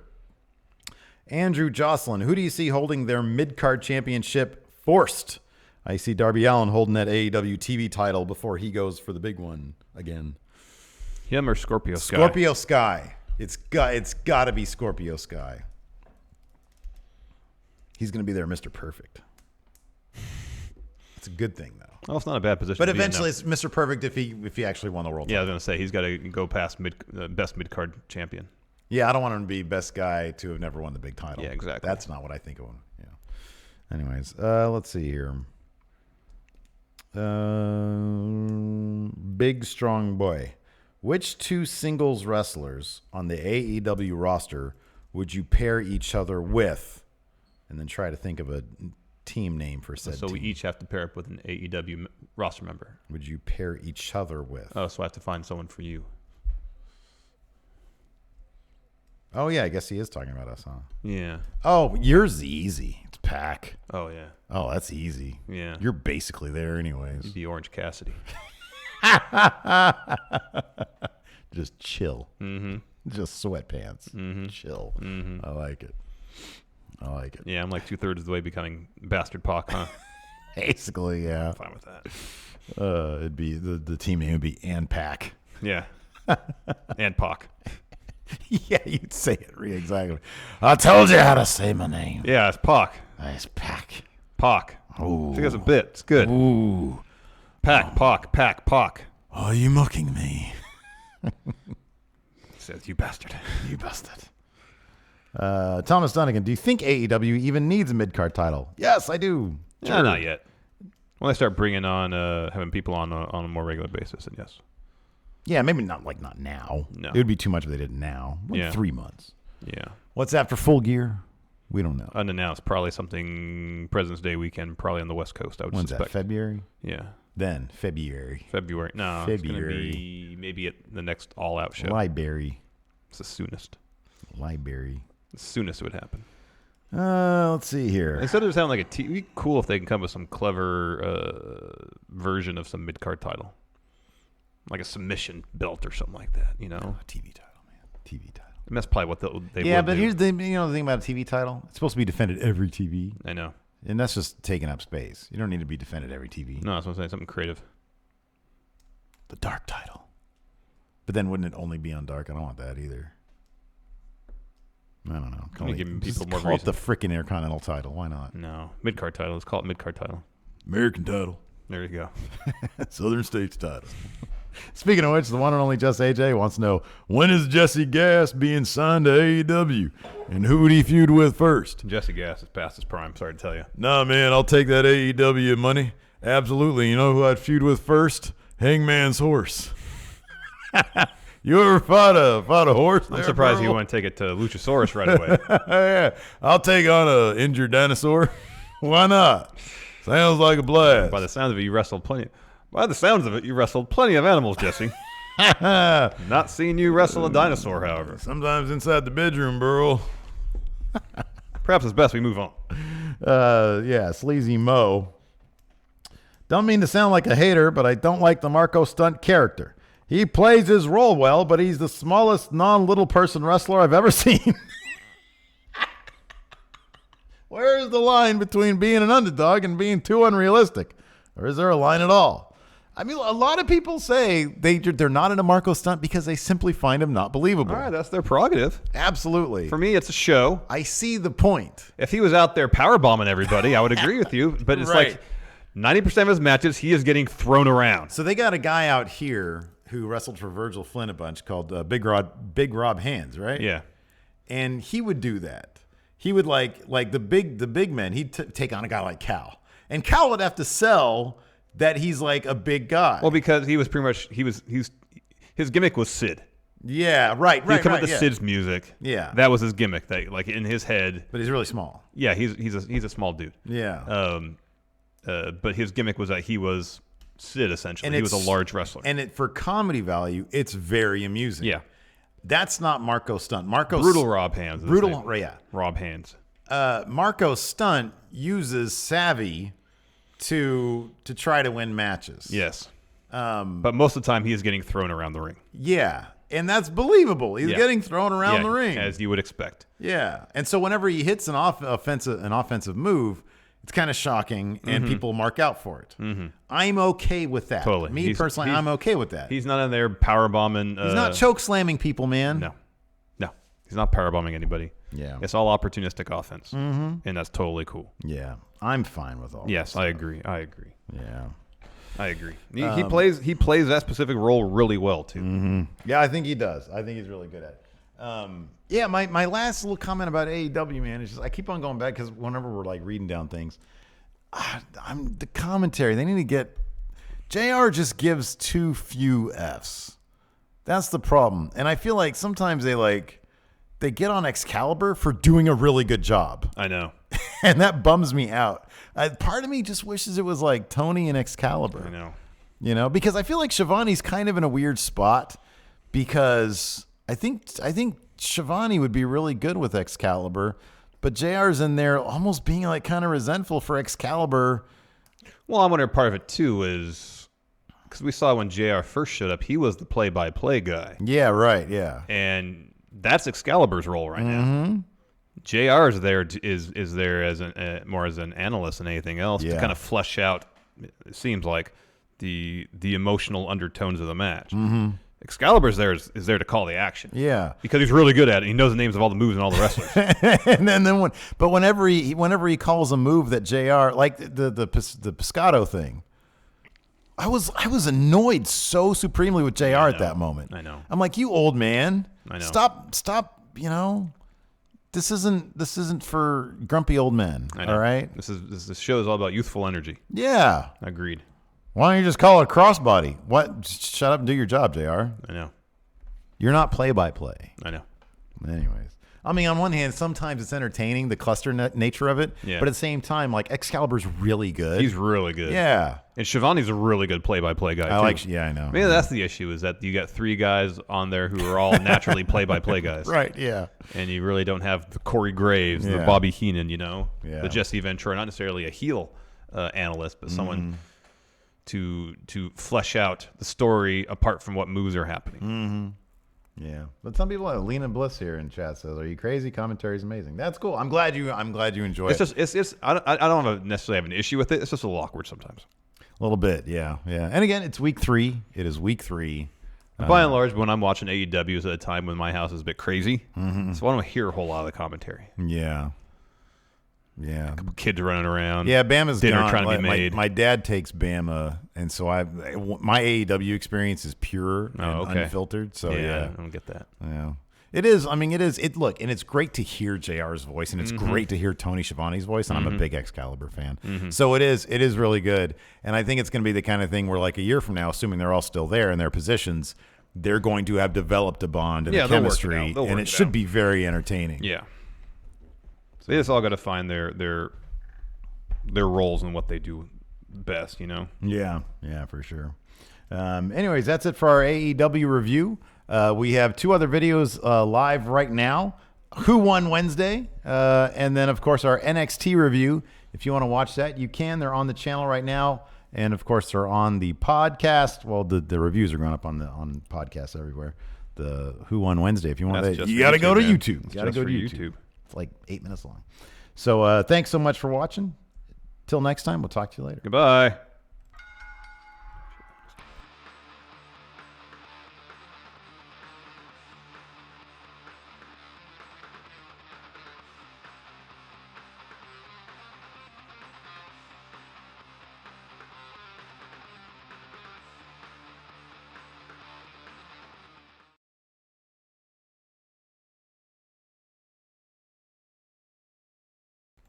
Sorry about that, Black Mega Man. We Yeah, missed your notice super that chat there. just as we cut to the... We'll read it right now. He says, So JR's biggest problem is you can tell when he's not feeling something, even though he's still supposed to put it over. Yeah, and it's funny because apparently, so on Fight TV, I don't know if you saw this tweet, but on Fight TV, they're still live during the commercial breaks. Yes, I've heard. And JR will still sort of chat a little bit, but he'll think that he's off camera. Apparently, he said something along the lines of, I got to remember, keep on pushing, inner circle. Got to get that phrase over. Which is fast. I wish we had access to that stuff. That'd be great. That'd be really good. That's great. All right, so you probably heard me whisper, or you might hear me whisper during the end graphic when I saw that super chat come in. Oh shit, that just came in. I think it's demonetized because I whisper shit. Yeah. Robert here says, Steve, you haven't done the NXT review yet. I know, but I'm thinking ahead to when this is going up as VOD. Yeah. And I'll have the little video thing on the end card Exactly. playing. So you guys can. Here, I'm going to use check the it out. men's room real quick. All right, very good. I'll keep the people entertained. I'll do my 5 minute. I'll record on my 5-minute power review. No, I'm not going to do that. I don't have notes for it. Allison K is terrific, though. We got a package?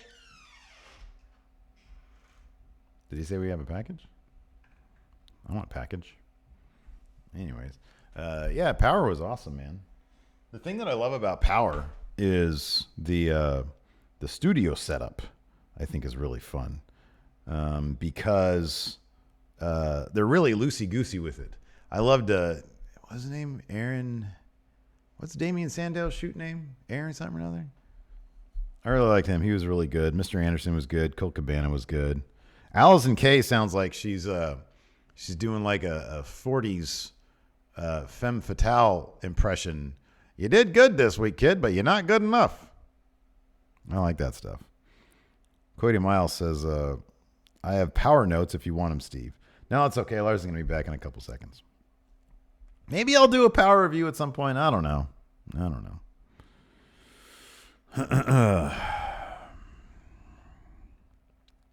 Reigns versus Nakamura confirmed for SmackDown. That's cool. Aaron Stevens. There you go. Devil Kazoo says, so many NWA wrestlers look like someone's stepdad, which I enjoy. Yeah, I think it's terrific. I think they brought Trevor Murdoch out of nowhere this week. I thought that was great. Let's see here. Are there any pay-per-views October 26th? What's the next WWE pay-per-view? October 26th.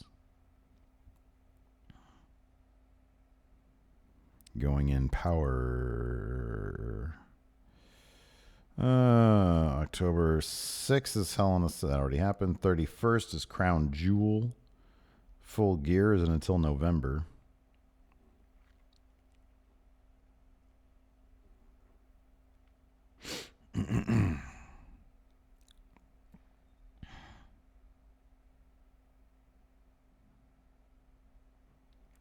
Trevor Murdoch is like if Steve hossed up a bunch.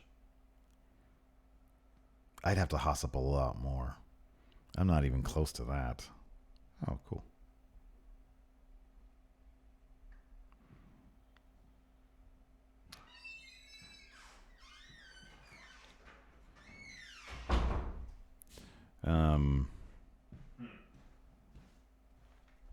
October 26th. We don't have anything going on October 26th.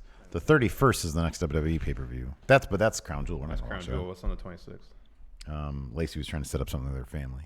Oh, yeah, no, there's nothing going on. So I think we're good. That's a Saturday anyways, right? Yeah, it's a Saturday. Okay, cool. Lena Bliss says, why are you guys not doing live reactions to Crown Jewel? We never do the Saudi Arabia shows.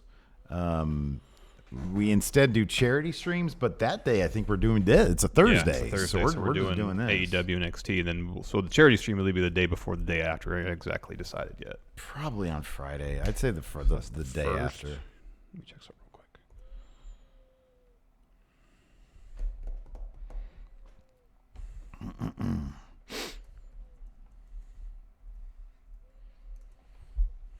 Yeah, we're gonna get our chats that day is gonna be Crown Jewel. Oh yeah. Spoilers. Oh, you're looking to see if we have an ad read that day. We do. We do. We may do that in the SmackDown recap. Yeah, we could do that. Try that. See how that works. We could do that. That's cool. I haven't heard that one in a while. Oh yeah. It's been a little while, huh? Yeah. Cool. I don't know. All right. So, okie dokie. are you ready for NXT review? Sure. Excuse me. Yeah, Gargling no good? it's fine. It's being dramatic. It's not hitting you, man. I don't have projectile gurgling. Just Gargling. mouth sounds is one of the things that makes me, like, I can't stand hearing people eat. The sound of people eating. Oh man, it drives me up the wall.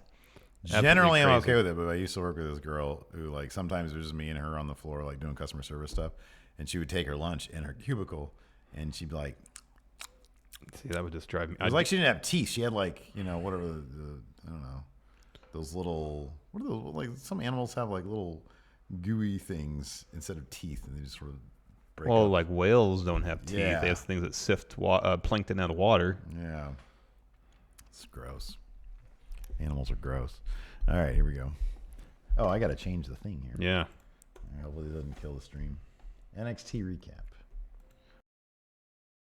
Boys and girls, this is the Undisputed. Wait for it. All right. All right, here we go. So we're going to do our NXT review. Uh huh. All right. Blanco.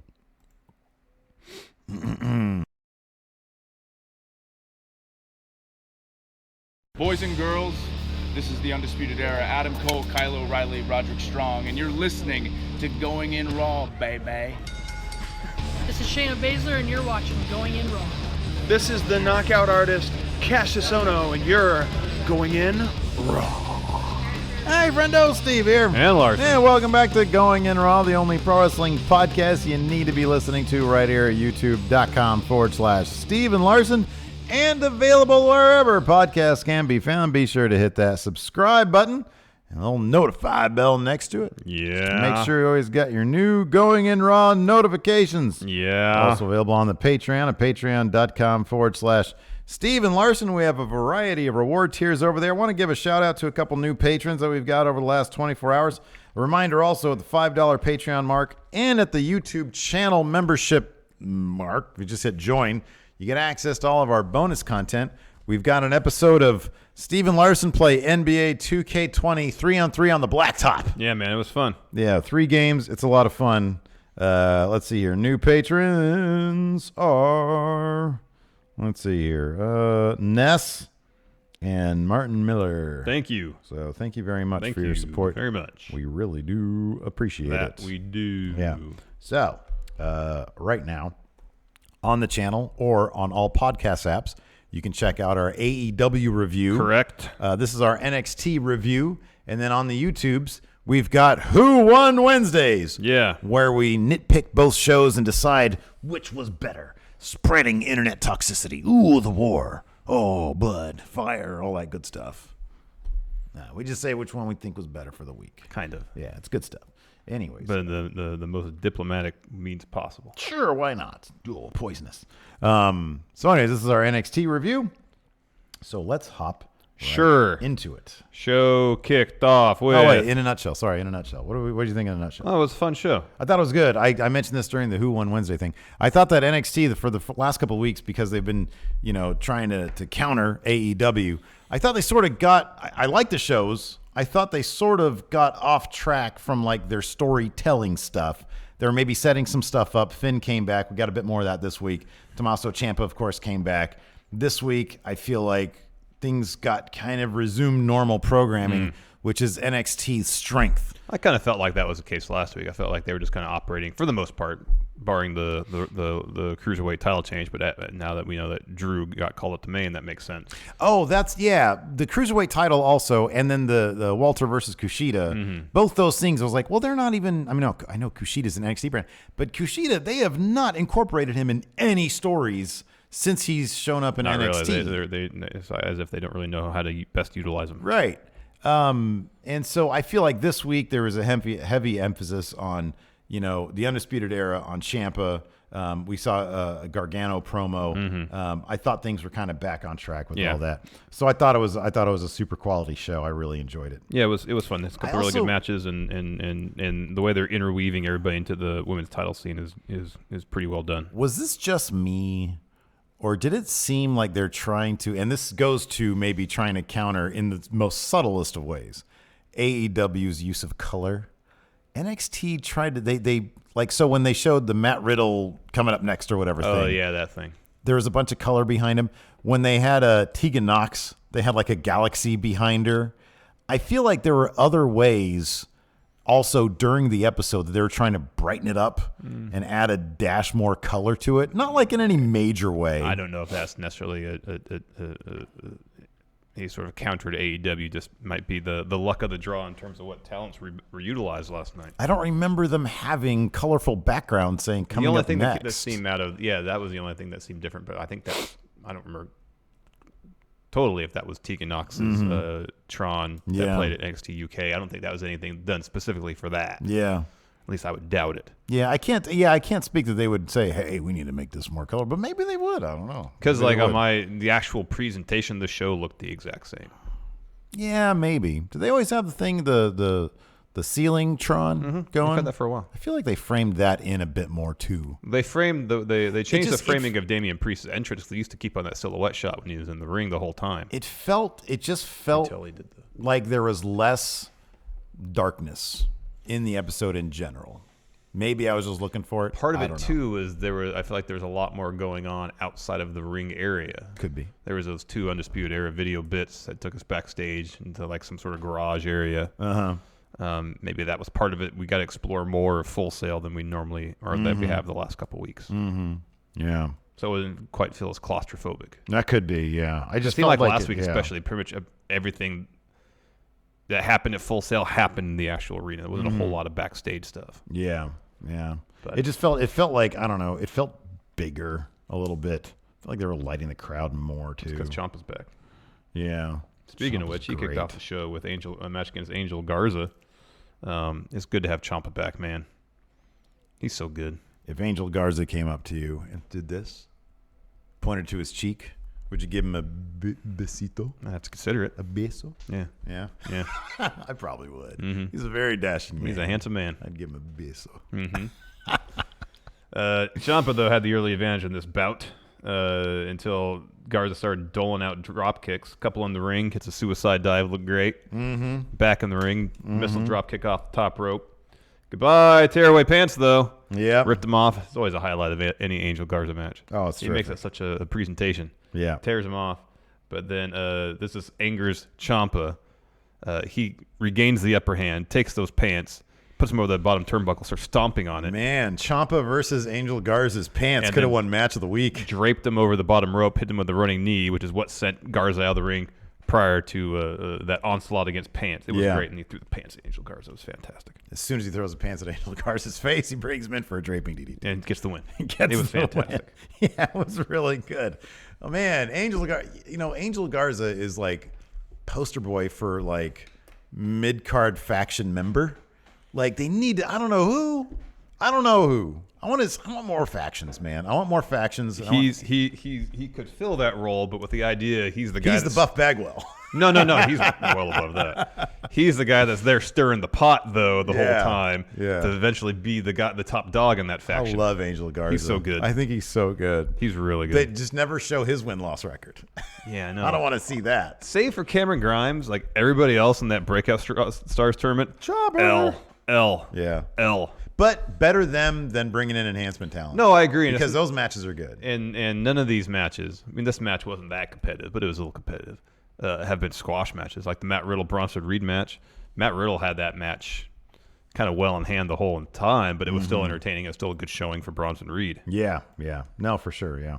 So they're all the, again, save for Cameron Grimes, all the Breakout Stars. We haven't even seen Jordan Miles have a match since he lost to Adam Cole. No. They're like in spots like right above Jobber. Yeah. But I guess I'm on TV, and you get a chance to see Angel Garza and his immense charisma, and Bronson Reed's really good. Everybody's really good. No, I'm happy they're on TV.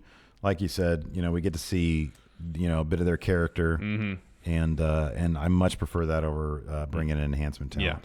Yeah. Then after the match, right as Ciampa's about to get out of the ring, Undisputed Era come out. The four of them walk down the ring, kind of circle it. Ciampa gets a chair. He gets his trusty crutch. Should they get in the ring to attack? Instead, Kyle O'Reilly goes over the commentary table, He's got something in his hand. He keeps doing this. Tosses it to commentary. It's a USB drive. Yeah, thumb drive. The thumb drive. Flash drive. What are they and called? And Morrow was like, let's get this to the truck to see What what's is on this there. technology he just threw me? Ooh. I know. We'll get this to the production truck and just air it. Like, what if it's somebody's D? No, he said we'll check it out to make sure we can air it. Oh, he did say that. He okay. did say that, yeah. To make sure there wasn't the unedited pictures of Roger Strong from last week. Or the Oh uncensored, no! sorry. Oh dear! Full hog. Yes. By the way, man, we talked a little bit about commentary and how they're still coming along in AEW. I freaking love. They're my Morrow, Nigel, and Beth.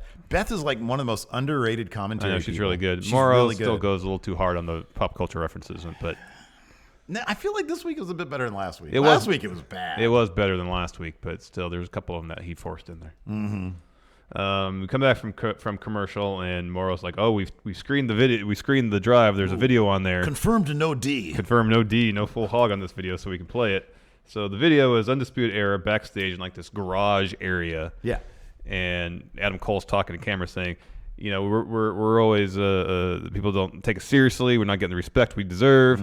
People always assume, well, Undisputed Era, not a huge deal. Yeah. Well, we're here to show you that we are a huge deal. So like Roddy's coming down from something. His shirt is ripped because it was ripped earlier. Yeah. And they all kind of surround Velveteen Dream, who's been laid out and is as if he's got thrown off the trailer onto a couple cardboard boxes. Yeah. And It was like in 2K19. It was where you totally. throw somebody off a truck. yeah. Yeah. It's funny because when Undisputed Era first came out, I was like, that's an interesting stylistic choice for Oh, your I know. The T-shirt, shirt was Roger ripped. Strong. I know. Because it's so silly because like it was ripped, but it just looked like they took some scissors I know. to it. It was like a perfectly. Well, I thought, because didn't know if they did it last night for the longest time. Whenever they put their merch shirts on, they keep the little stickers on. Yeah. To really make it obvious, they just grabbed it off a pile and put it on before coming out, which is great. So I thought maybe the idea was like, well, I'm just going to do something different with mine this week. I thought so too because I looked at like Adam Cole. He always has his cut really nicely to be Yeah. like a tank top kind of. And then Roderick Strong. I was like, well, that's one way to go. But no, apparently it was because Velveteen Dream, while being basically attempted murder happens, try to grab onto Roderick Strong's shirt, maybe on the way down, Maybe. ripped it but fell anyways. Yeah. And now he's going to be out for a while. Yeah. Yeah, that's what William Regal said later on, out for a while. Next match was Oney Lorcan and Danny Burch taking on Imperium. This is a lot of fun. This is a terrific match. Yeah, man. Eichner and Bartel can do like no wrong. They're so good. For me, they're really good. They're so good. And Lorcan and Burch, you can't say enough good things Yeah, about them. yeah. They're terrific. I mean, everybody hit their usual spots in this. Lorcan, I think, hit a couple of the diving spots over the rope. At one point, Lorcan and Burch go for their finish. Marcel Bartel comes in and breaks it up. Fabian Eichner hits this double springboard moonsault. Whenever he does that, it's damn impressive. It is, yeah. Oni kicks out, Yeah, but boy. Imperium picks up the win with, I think they called the European Bomb with the European Uppercut Powerbomb combo. Really fun match. Yeah. Imperium's really good. They are really good. Really, really good. Next, we got a Johnny Gargano video package, just in case you forgot who Johnny Gargano was and how important he is to NXT. These are really well done. I feel like, again, also the backstage interview bit had more depth of field than I think they brought out some better cameras or something. That could be. For this because I thought it was really, really good. And they asked him, hey, how do you feel about Ciampa coming back? And he said, I don't know.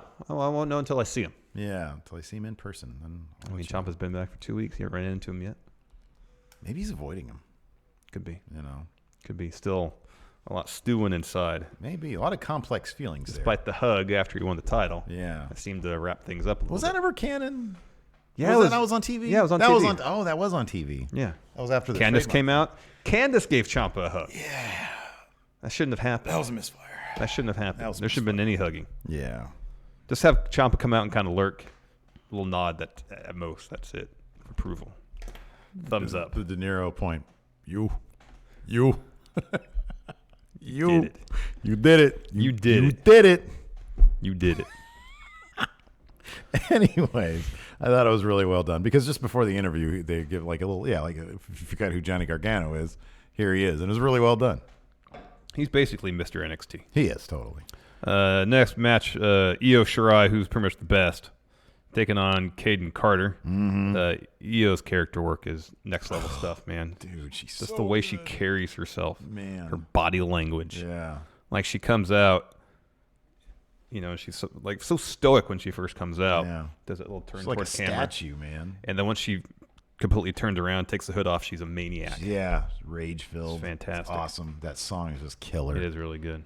The strobe lights, everything's all great. I love that moonsault is so like a moonsault. You think of it as like something that's like graceful, and you like, whew, she just freaking nails people with it. I know, it looks like it hurts, especially the one last night. It looked really painful. I know. She won with a moonsault, but Caden Carter got in a good deal of offense. It was actually a really fun match. Yeah. Again, like we sort of mentioned this also, instead of using enhancement talent, they're using just people who are on the roster, people that we see, every couple weeks, that put in competitive matches and do the job. Better showcase for people's skills. Yeah, sure. After the match, Io grabs the mic and says, not Bianca, not Rhea.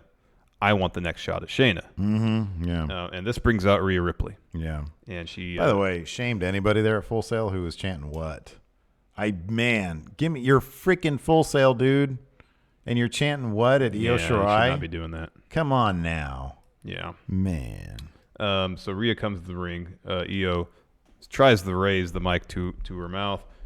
Rhea snatches it from her and says, well, Rhea, have a match against Bianca Belair next week. And Io, you better keep my name out of your mouth. Mm-hmm. If you want, unless you want me getting in your business too. I'll shut it up. Mm-hmm. Something like that. Mm-hmm. She is tall and terrifying. Yeah, I know. Yeah, when they did the two shot of them staring at each other, man, she towers over Io. Yeah, Rhea's pretty tall. She is. She's pretty tall. Very scary. So then Io just starts yelling at her. Yeah, it was awesome. Yeah. And then leaves. That was great. After that, we had a Boa promo. Yeah. Because Killian Dane beat him up last week. Oh, that's right, yeah. And then they had a match later on. Mm-hmm. After that, William Regal was interviewed, talking about Roderick Strong. That whole situation. Yeah, or the Undisputed Era of Velveteen Dream, rather. And he was like, yes, Velveteen Dream was viciously assaulted by Undisputed Era. Unfortunately, he's dead. Well, He won't be back for a couple months. Wait. I thought he said he was dead. No, yeah, he said that the injuries were so bad he's going to be out for several months. We said for a while. Yeah. Was it a while? I think it's for a while. He's out of the North American title match. He's going to be out for quite some time. He's going to be out for quite some time. He fell on cardboard. Oh, devastating. Littered with paper cuts. Yeah, right. But he said, however, Roderick Strong will defend the North American title next week against the winner of the next match, Keith Lee versus Dominic Dijakovic. Mm-hmm. Mm-hmm. And that was the match that happened next. And again, another stellar performance there from Keith Lee and Dominic. Top-notch Dijakovic.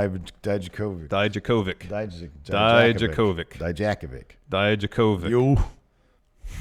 Early on, Keith Lee starts working over Dominic's arm and he does a splash on it. Mm-hmm. That was cool. Standing splash. That was rad. Then we go to commercial. Dijakovic gets the upper hand. That seemed like the longest commercial break of the entire show, too. Mm-hmm, this went on forever. Yeah. But that was the picture-in-picture one, right? Yeah. Yeah. There was a lot of headlocks there. Yeah. Yeah. It really seemed like they were just kind of killing time. Mm-hmm. Back from commercial, Keith Lee makes a comeback. Red commercial. Let's go to a headlock. Yeah. That's right. Man, these long commercial breaks are bogus, man. Are we back? All right. Was it a commercial for Arby's? Actually, I think there was. It might have been. Keith Lee makes a comeback, destroys Dijakovic with a forearm. Yeah. And then pounced him. Yeah. Only gets a 2 count. That was awesome. Dijakovic puts Lee on the top rope, goes for a superplex. Lee powers out. So Dijakovic's on the mat, standing up. Keith Lee's sitting on the top turnbuckle. Double overhand chop from Keith Lee. Oh, that sends Dijak off. And then Lee hits a frog splash off the second rope on Dijak's injured left arm. Then he hits this massive spirit bomb. Mm-hmm. Dijakovic rolls out of the ring. Lee gets Dijakovic back in the ring, puts him in the fireman's carry for his finish. Dijakovic escapes. Lee hits another forearm. Dijakovic responds with a cyclone kick, gets a 2, and then you just start trading blows. Forearms, punches, kicks. Dijakovic goes for a suplex. Lee blocks, goes for a couple of his own. Dijakovic at first blocks the first few attempts. Eventually, though, Lee gets him up and over for a suplex. Lee goes to the second rope. Dijakovic hits him with a super kick. Tries to get in position for his finish. So, reverse fireman's carry. Mm-hmm. Can't do it because of the arm. instead puts Lee in the electric chair, and Lee reverses that into a reverse Rana. That was amazing. I was just staring at Dijak's knees while he had Keith Lee all freaking 300 some odd pounds on top of him. I'm like, God, don't crumble, don't crumble. And then, yeah, he freaking dropped him with the poison Rana. Yeah. It was like the slowest. It's like planets colliding. I know. It was like the slowest looking poison Rana, but it was amazing. Yeah. A lot of beef involved with that Rana. That's right. And the finish saw the kind of brawl on the top turnbuckle. Dijak, like, willingly gets on Keith Lee's shoulders and like some sort of Rana. Hilarious because it was so slow. I know. So here, just wait there. Here, come on, I'm getting up. Hold on. Legs coming over, big guy. All right, here we go. Going for that Rana here. And then he very slowly starts to go back. I know. For the Rana. Well, then he kind of does a full sit-up back up, and then Roderick Strong runs in, hits both of them with the belt. Boo. Match toss. Yeah. And then Roddy runs out of the ringside area screaming, "They don't deserve it." Bad decisions, Roddy. Yeah. Because William Regal was waiting there. He was I know. waiting like up in the rafters or something. I know. Roderick Strong, I don't like what you just did. Therefore, next week, you will still defend that North American title against both Dominic Dijakovic, David Putty, and Keith Lee. In a triple threat match. And Roderick Strong says, I hate you. I hate Yeah, you. screaming, You. I hate you. You. When keeping it real, it goes wrong for Roderick Strong. I know. Yeah. And then we see a video of Undisputed Era waiting backstage for William Regal to walk through the garage that they cut to a little too soon because they're just all waiting against that door. And then, like, you can almost hear someone say action, and they turn. And action. And they start screaming Duel. at Regal. Why? Duel. How can you do this? You can't do this to us. And Duel. Regal just walks past them silent. Yeah. All very upset. And scene. And we're off. And we're off. After that, we had Matt Riddle versus Bronson Reed. This was fun. This was really fun. It was fairly short. Matt Riddle pretty much dominated, but Bronson Reed got some fun stuff off. Yeah, he did. Like Bronson Reed blocked the Broton, hit this huge senton of his own. But Matt Riddle pretty much got all the offense in. Hits a bro to sleep, powerbomb. V-Trigger gets a 2. Matt Riddle goes for like his corkscrew splash off the top. Bronson Reed kind of catches him, hits a powerbomb, goes for a suplex. Riddle counters the sleeper, but Reed tosses him off. In the end, he tossed him off. Reed runs towards the corner and then tries to leap over Riddle. So he's holding onto the top rope, kind of jumping up that way. Matt Riddle goes underneath him, catches him, and hits the Brostone pile driver for the win. Yeah. I don't think we've seen Matt Riddle win a match that way in NXT yet. I don't think. Yeah, I don't think so. After that, we had a really good Bianca Belair video package where she's dropping a promo in the ring. And you're right, they were definitely using some sort of DSLR type thing. It looks better. It looks much better. It looks better, yeah. Intercut with B-roll. It was really well done. Saying that she's going to be Rhea Ripley's nightmare. Yeah. For their match next week. After that, we had a Kushida health update. He's got hairline fracture in his wrist. Yeah, they showed him be with out the doctor. a month, I think. Is that what they said? I thought Okay. they said a month. Man, whenever he comes back, they need to get him in like in a story. Do something matters. Have him be the guy that take the North American title off Strong. That'd be cool. That would be cool. What do you think the Lee and Dijak's odds are next week? Oh, not very good. Probably not very good. They're probably going to take each other out of it. Yeah. Dijak eats the pin, maybe. Maybe. After that, Tanara, I can't say Tanara Conti anymore Just because Tanara. just Tanara versus Tegan Knox. Tanara's really gotten good. She has. I know. She's really I good. know. She is. She's really confident in the ring, and She's confident. Her character works really good. Yeah, and she's crisp. And she's crisp. The way she's worked in her judo background to her in-ring work is really good. Yeah. No, I like it. It's good stuff. I don't know what her mic skills are like, but if they're improving at the same level or the same pace as her in-ring work, sky's the limit, man. I wonder if she's still. That's a faction that she was with the. With Cesar Bononi. They're all Brazilian. I think. Yeah, and. Well, Jaud was his name. Yeah, well, Arturo Ruas. Arturo Ruas. Yeah. Put them on TV. I know. This is a fun match. Tanara got some offense in the end. Tegan won with the shiniest wizard. Mm-hmm. She goes down ringside. Kathy Kelly's there. Dakota Kai runs out. She's about to do an interview. Nope. Wrong. Out comes Shayna, Jessamine Duke, and Marina Shafir. Shayna talks some trash to Dakota Kai and says to Tegan, "You're running out of limbs to rehab." Ouch. Ah. Whole crowd went, good. And then Tegan is like, "Oh, give me a title shot then. I'll show you." And Shayna says, well, give me a call. You get a title shot when you actually done something around That's a bit presumptuous. If somebody insults you, don't immediately go to title shot. Say, fine, I'll fight you right now. I don't even need title shot. Yeah, no. So you show that you're serious about fighting. You want to prove your gumption. Yeah, exactly.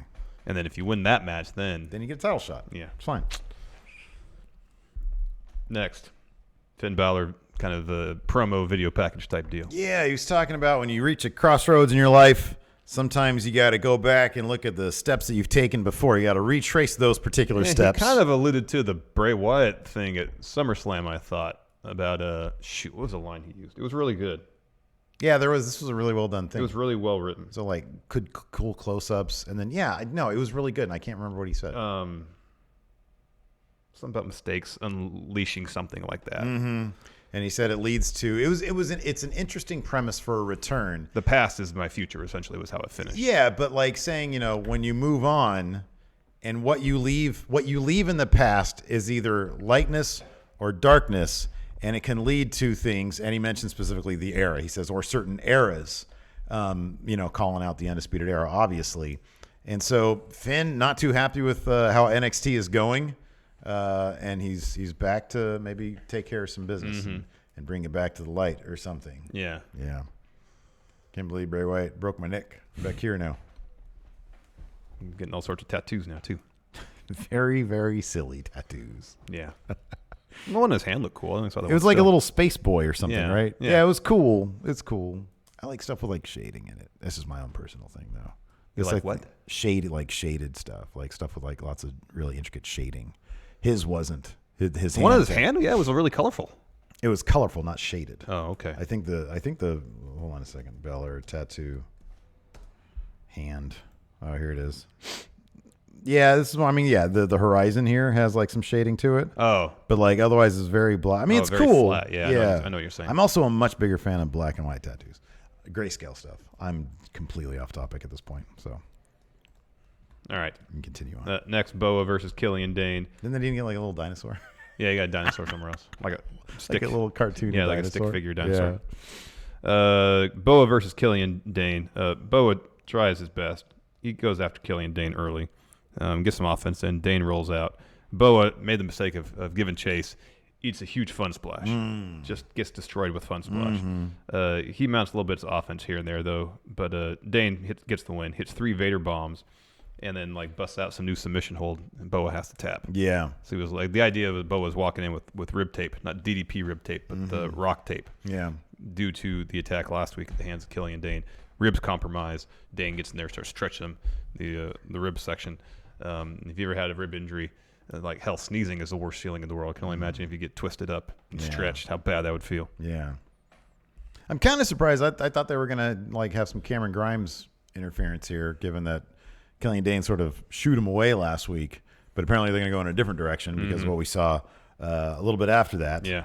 But before that, we had a Leo Rush video package. It was pretty short. It's like, hey, I was gone for a while. Now I'm best cruiserweight in the world. So they had 205 this past Friday. I didn't watch it. But yeah, I don't know, man. I kind of just want to keep. I don't know. I like the idea of having cruiserweight title matches at NXT. But then if their stories are going to play out on 205, I don't know. I'm not sure. If they're going to do that, just do it on 205. Then again, the prospect of having a cruiserweight title match on the Takeover, where everybody really seems to up their game. Yeah, I'm a little bit torn on it. It might be worth it. Yeah. Might be worth it. Anyways, main event, Peter Dune taking on Punishment Martinez. Damian Priest. They're really pushing the idea that Damian Priest is just a party guy. Yeah, so like he was backstage with 2 very somber looking party girls. Of course, he's very somber looking. Yeah. Not somber. Maybe they weren't hyped because they weren't at the club. Like all right, this match here is formality. Then we're going to go hit the clubs downtown. Come on, Orlando. ladies, let's go. And they're like, oh, cool. We're going to go to the coolest club in Orlando. No, we're going to the ring. we're going to Full Sail University. Is that just a cool name for a club? Like a weird name for a club? No, it's a college campus where the NXT shoots their weekly television productions. It's actually a school. And they're like, oh, there might be a cool college party on campus. No, we're not going to. No, there's no party. on-campus living facilities. There's no frats there. What do they do there? Teach kids how to make filmed entertainment. That's a bummer punishment. Wear your dresses. Because We'll go party after the match. We're going afterwards.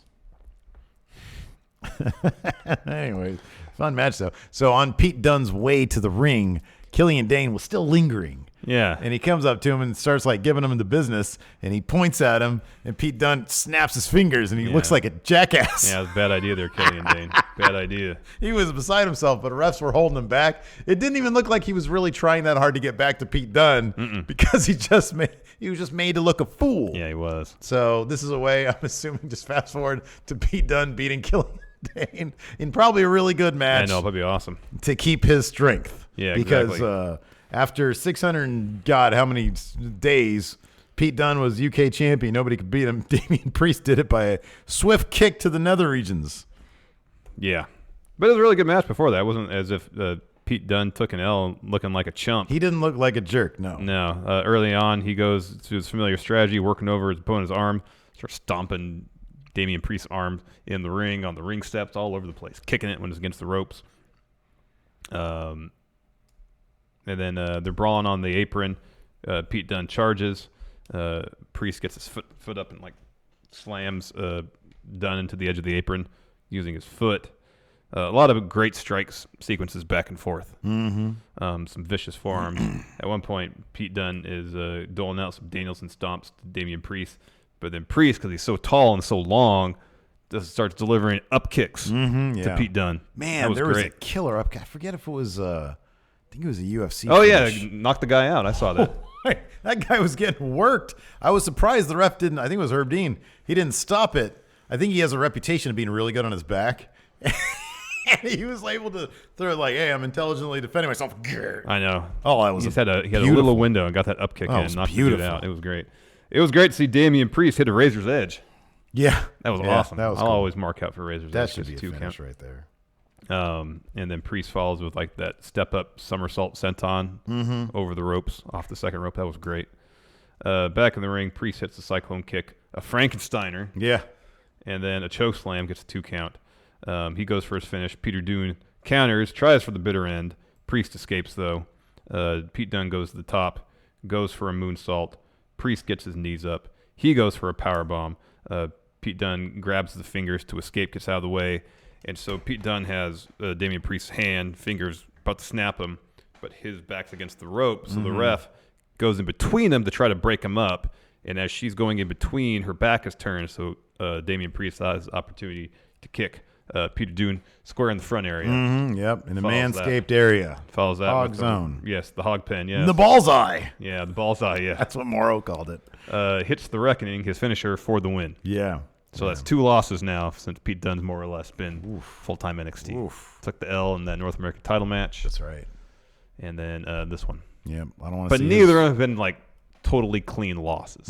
Yeah. Like when he ate the pin to Velveteen Dream, it's like an opportunistic thing. Well, he's not fighting a bunch of people who are hungover from being at the pub too long, like in the UK. I assume that's the difference. He's like, everybody's on their game. Punishment Martinez takes care of his business first and then goes to party. the club. Yeah. So, anyways. Damian Priest's whole gimmick really doesn't make a whole lot of sense, though. But doesn't that make it awesome? I mean, I think he makes it awesome because he's really good. Yeah, this was his best match. This is like by the best far. match I've ever seen him I've have. ever seen. Yeah, totally. And I didn't see a ton of his work in Ring of Honor. I've seen a couple matches. I saw a couple that I was not impressed with. And I saw one at one of the New Japan co-branded shows that was all right. It was one of the Honor Rising shows. Like, this is all right. Yeah, it was all right. And dude, how many people now, like, they get to the Performance Center, then they get out there in NXT? Well, they get to the Performance Center. It seems like they get in the best shape of their lives. Completely right. Because everybody goes to the Performance Center and gets absolutely jacked. Yeah, totally. And while Damian Priest isn't huge, he's tall and he's long. Yeah. But he's cut. Yeah. Just even like Pete Dunne, like the 2 months he's been there, he's getting a heck of a lot more definition. Yeah. It seems like everybody goes to PC. They're on like a really good training regimen. They probably don't have to travel nearly as much. Oh, sure, yeah. So they could focus a lot more on training. And they have like the best like in-ring coaching available. It's amazing. I mean, it's pretty. Like anybody goes to the PC and then like 2 months later they're jacked, absolutely cut and/or jacked. Yeah. I mean, it must be great. I mean, like, remember Adam Cole before NXT? Yeah. Like, his matches were fine. Yeah. But, like, dude. I know. When you get the time to spend week, 2 weeks, 3 weeks just working on a match, fleshing it out, and you have Shawn Michaels' brain to pick. Right. And you don't have to worry about traveling 3, 4, 5 days a week. Yeah. So you can actually focus on keeping your body in really good shape. Mm-hmm. That's got to be pretty cool. I completely understand people would never want to leave NXT. Right. It's like it seems like for a wrestler it'd be like the plum. The best place. You get a free gym with some of the best trainers in the world helping you out. Yeah. You get to practice your craft, work things out. Now they have catering. It's true. You don't have to worry about food trucks anymore. No more food trucks. And then you travel probably like 10 days a month. Right. And then you just have your weekly TV. Chilling.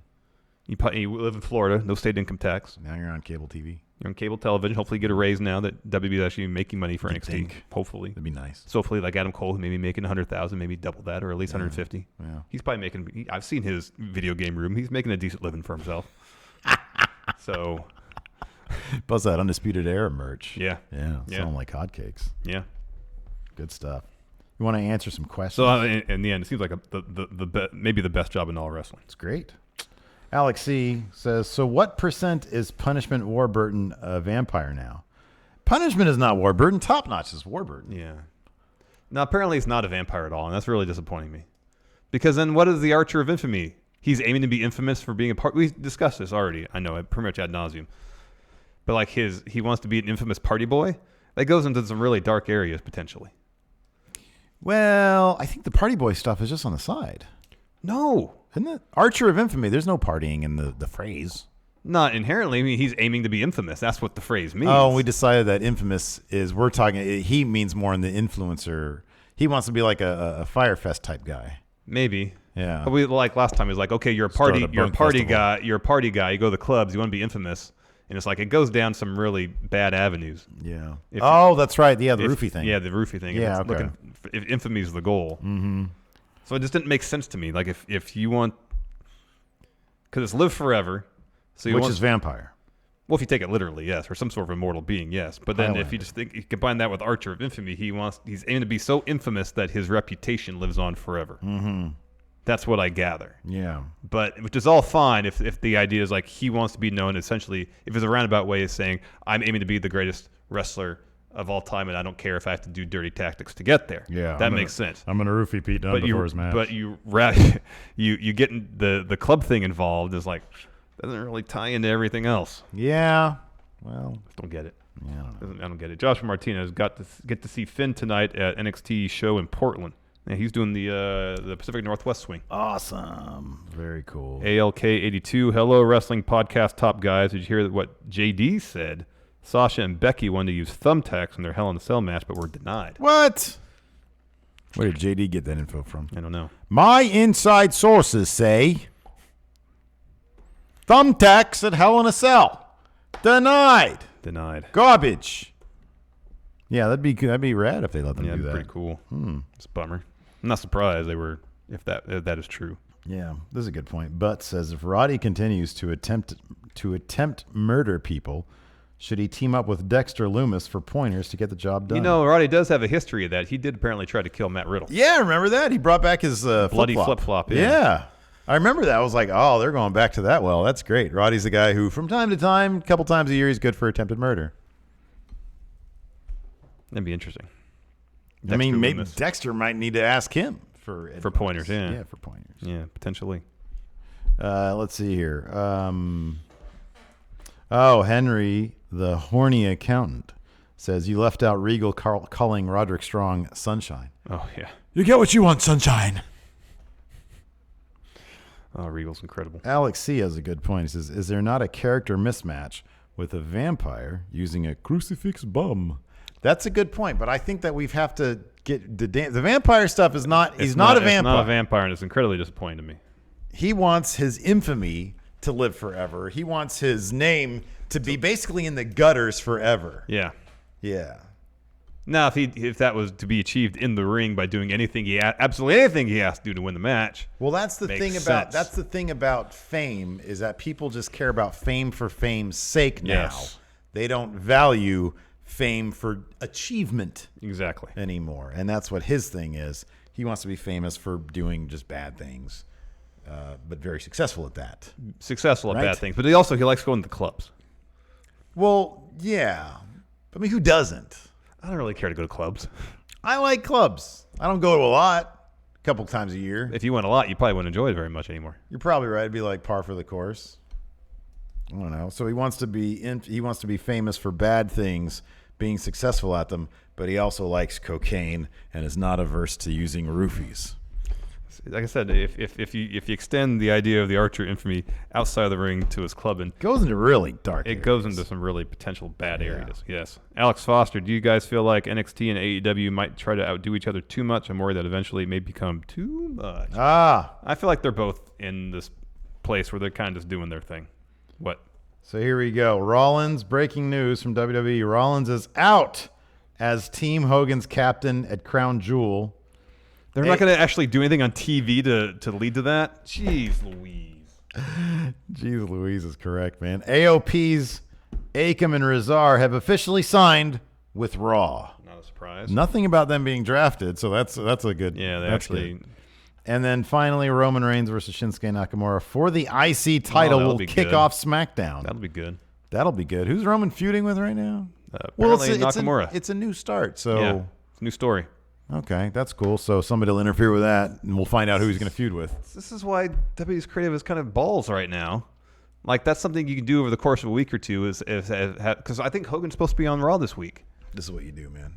Is Even he- if Hogan wasn't on Raw, Rollins backstage, he's obsessed with The Fiend. He gets a phone call. It's Hogan. Hey, brother, you're out.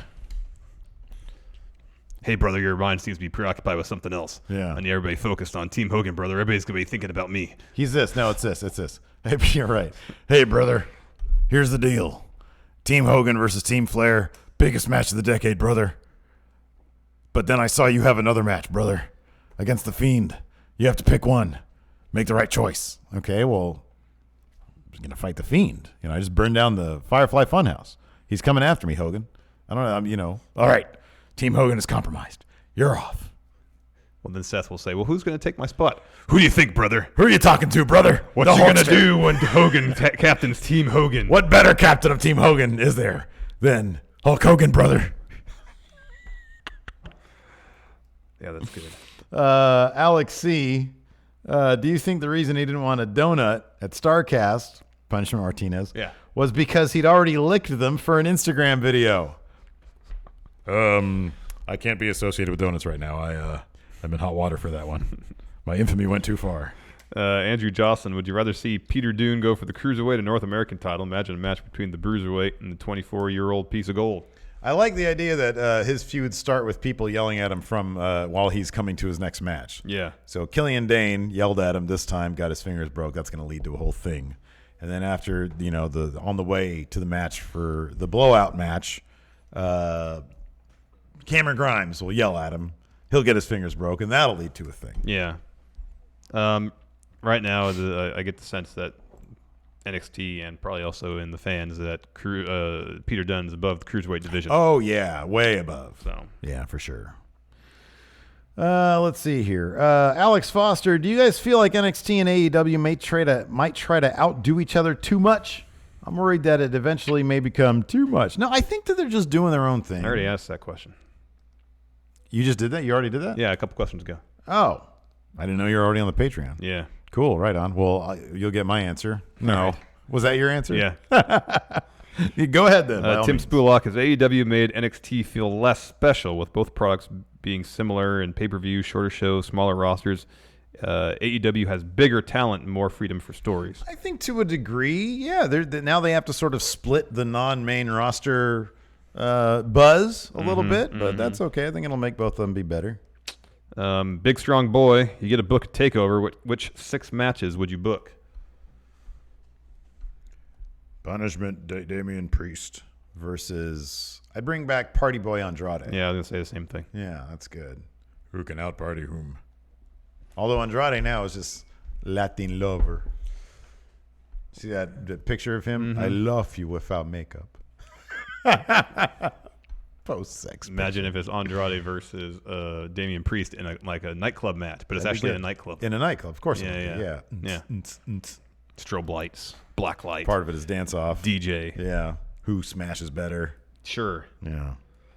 So that's one match. We got 5 more to so go. hungry, I am man. too. Oh my god! You brought lunch though, didn't you? Yeah. Bummer. Where are you gonna go?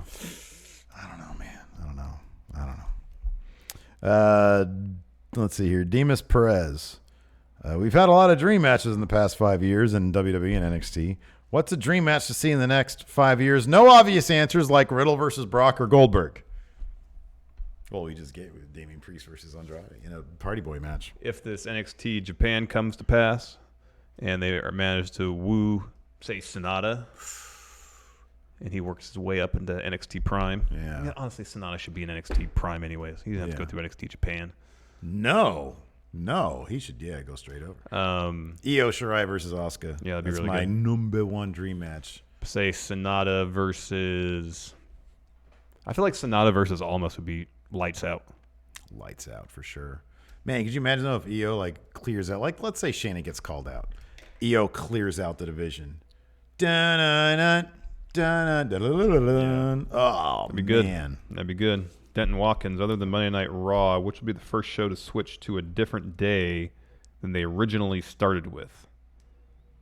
Oh, we've heard that the Friday night slot for SmackDown is by no means permanent. That's entirely possible that it could switch nights at some point. I remember hearing that way back when they first announced it was going to be on Fridays. I imagine if they find a better night that it could be on, they'll do that. Mm-hmm. Although, wasn't there like something about is there a baseball game going on? There's some talk about being preempted, but they moved the baseball game to FS1. Oh, cool. So SmackDown's not getting preempted now. Wow. Okay. Priority's good. They're doling out $250 million for a show. First show to switch to a different day than the original started with. I don't think NXT will move days, but if the ratings got so bad, we talked about this, that USA is like, we can find something else that'll do better in this spot. It just go back to the network, but it'll still be on Wednesdays. I could see. I mean, if TNT saw value in it, then they would, they would change AEW probably before. I don't know.